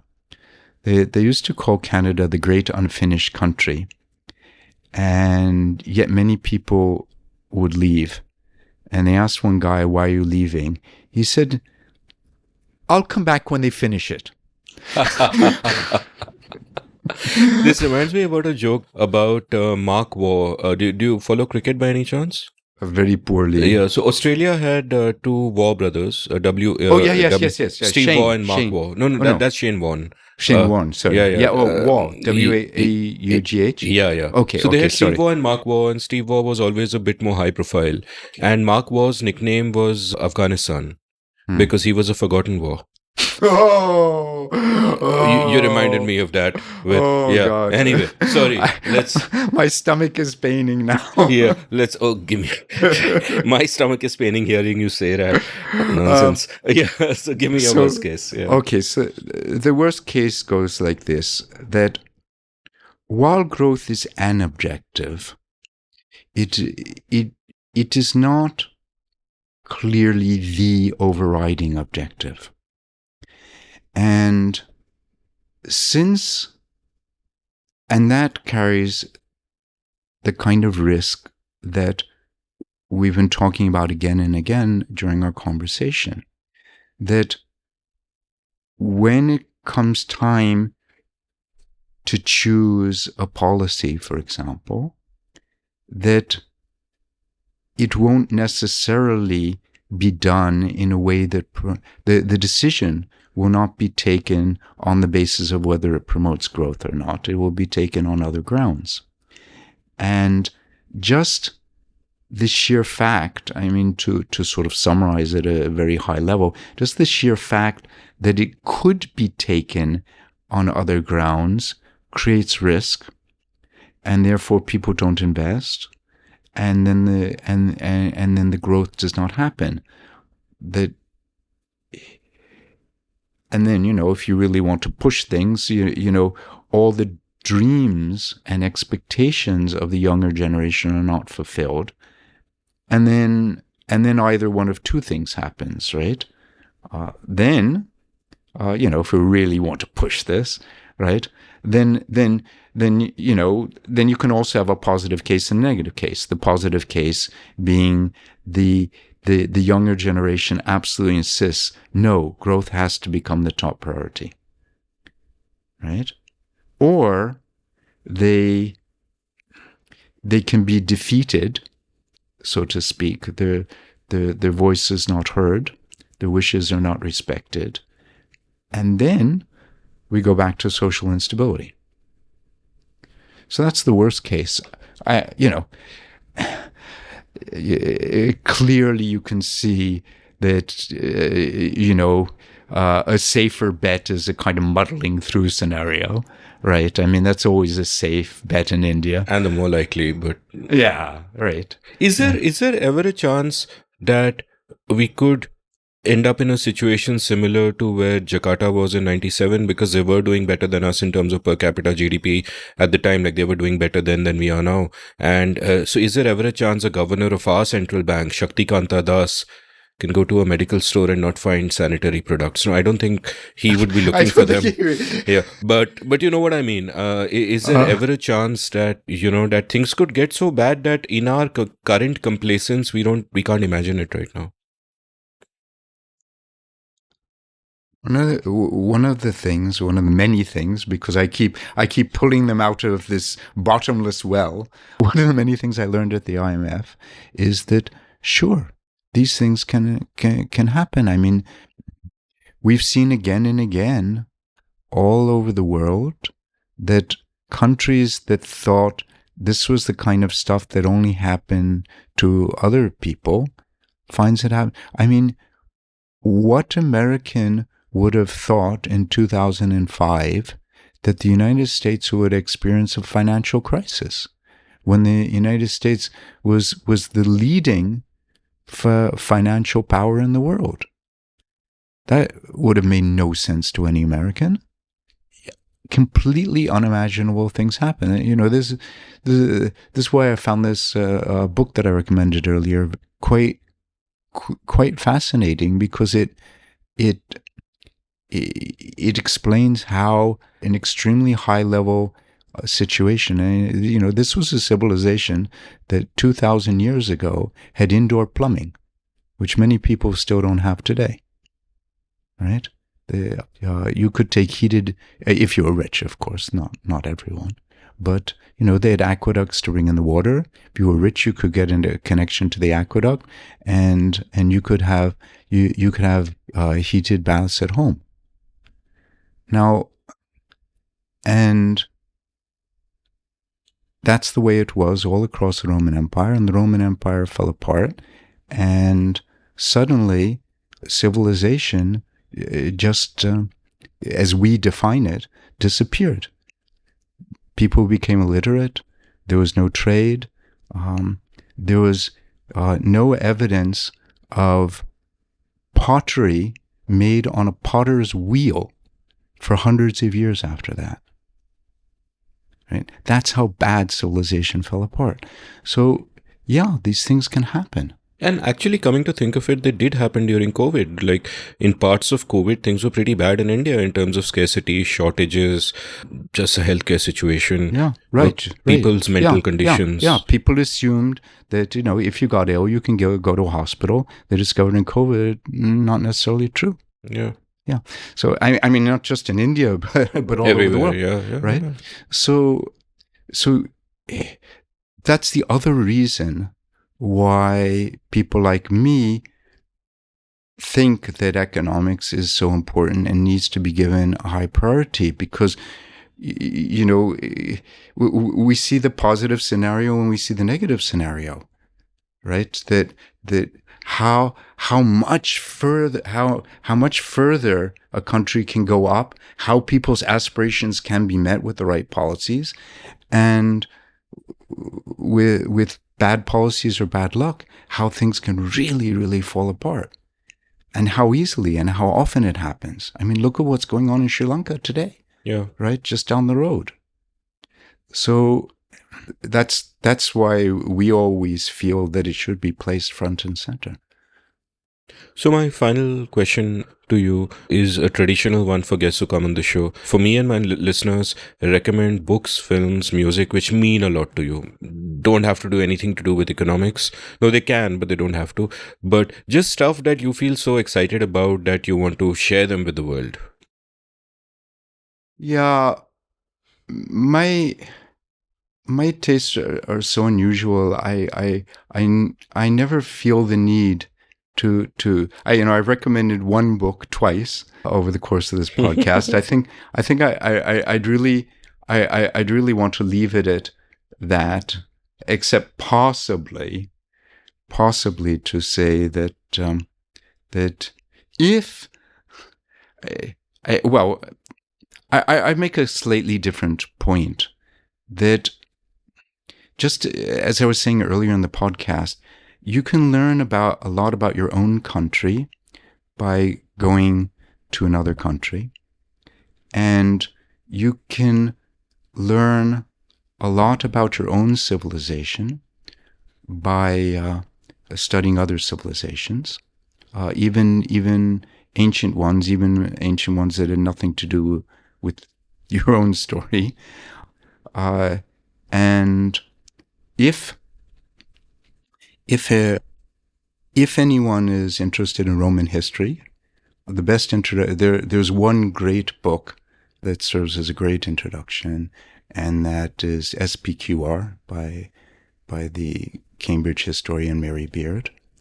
That is a book that is a history book with an incredibly high standard. I mean, to be a historian at Cambridge, you have to be pretty good and pretty rigorous. But at the same time, it reads like a novel. You can just turn the pages. I'm just in awe of that achievement, because normally it's one or the other, right? If it's rigorous, it's slow reading, and if it's fast reading, it's a bit sloppy. Why don't you write a memoir sometime? I think it'll be both. And it'll be very fascinating, because the kind of life you've had and the kind of things you've seen would be something. I mean, I would certainly buy the book and read it.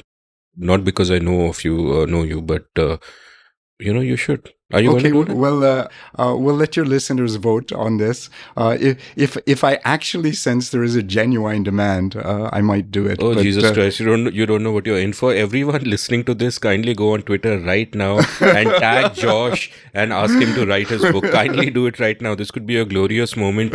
You could be responsible for the book coming into being. So yeah, any more books, films, music? I mean, just things that make you happy, so you want to share them. Don't overthink it. I think I would recommend another book, and this is part of my general theme, that you can learn a lot from other countries and in other time periods, and I think people should pick one person in global history who has been inadequately read about, inadequately understood, but who is tremendously important, is Mussolini. And there's any number of biographies. Actually, I take that back. There are very few biographies of him, because he's inadequately studied. But there's one by Dennis Mack Smith. There's another one by an Australian academic whose name is escaping me at the moment. But I really think that he is somebody who needs to be studied. Just because actually he did have a vision. He did have a strategy, and while of course, he's not a figure to be emulated, it's very, very interesting to think about what his objectives were and what his strategy was, and to what extent we see or do not see these reflected in our own times. Wow, I mean, I haven't read any books on Mussolini. Yeah, you see, nobody has. Yeah, my only impression of Mussolini is from the Charlie Chaplin film, The Great Dictator, where he played, I think, Napolini was the name of the character based on Mussolini. And there's this glorious scene where Napolini and the Hitler character, they are, have you seen the film? Yeah, a long time A ago. long time ago. So, So they're in a barber shop and sitting side by side, the Hitler and Mussolini characters, and you can take your chair up a little bit. So first, yes, right, in the barber shop. yeah. So one Yeah. of them takes his chair up, so he's taller than the other guy, and it's a psychological advantage. And then the other guy takes his chair up, and they continue this way till I think Hitler hits the ceiling and crashes back down, something like this. Yeah, God bless Charlie Chaplin. So, films or music? Uh, no, I don't think I mean, of course, there are films I like and music that I like, but none that I feel is necessary for me to impose my own taste. What was the last film which made you cry? Oh God, I don't break down and sob it's on any film, but Josh, it's okay for men to cry. It's cool. but but that having been said, I mean, there's a film nobody's going to watch, but there's a kind of interesting film called Far, Far Away. It's a film made in Hong Kong, I don't know, a year ago, and it's not.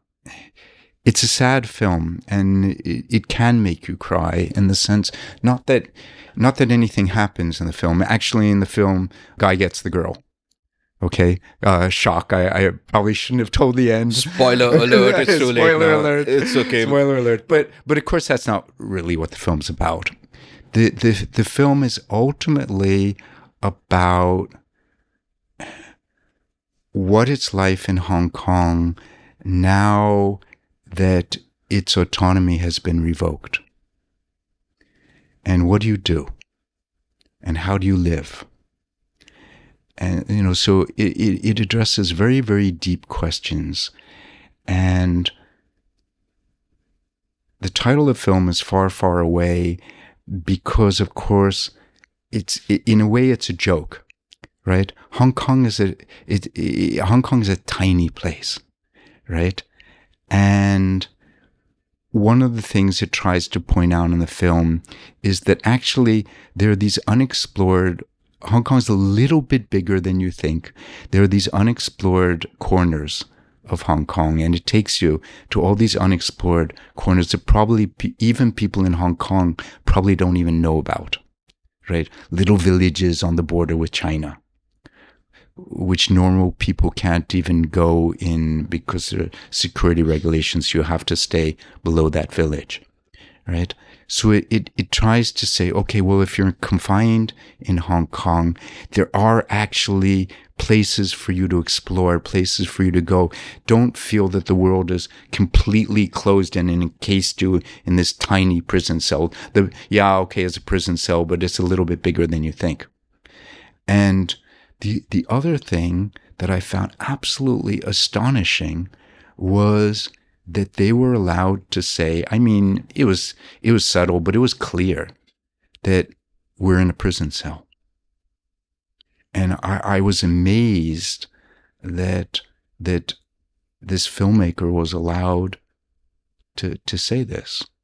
And if you're paying at all attention to the film, like there's one guy, lead character in the film, he's a really nice guy, he's very calm.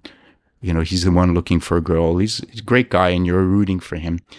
And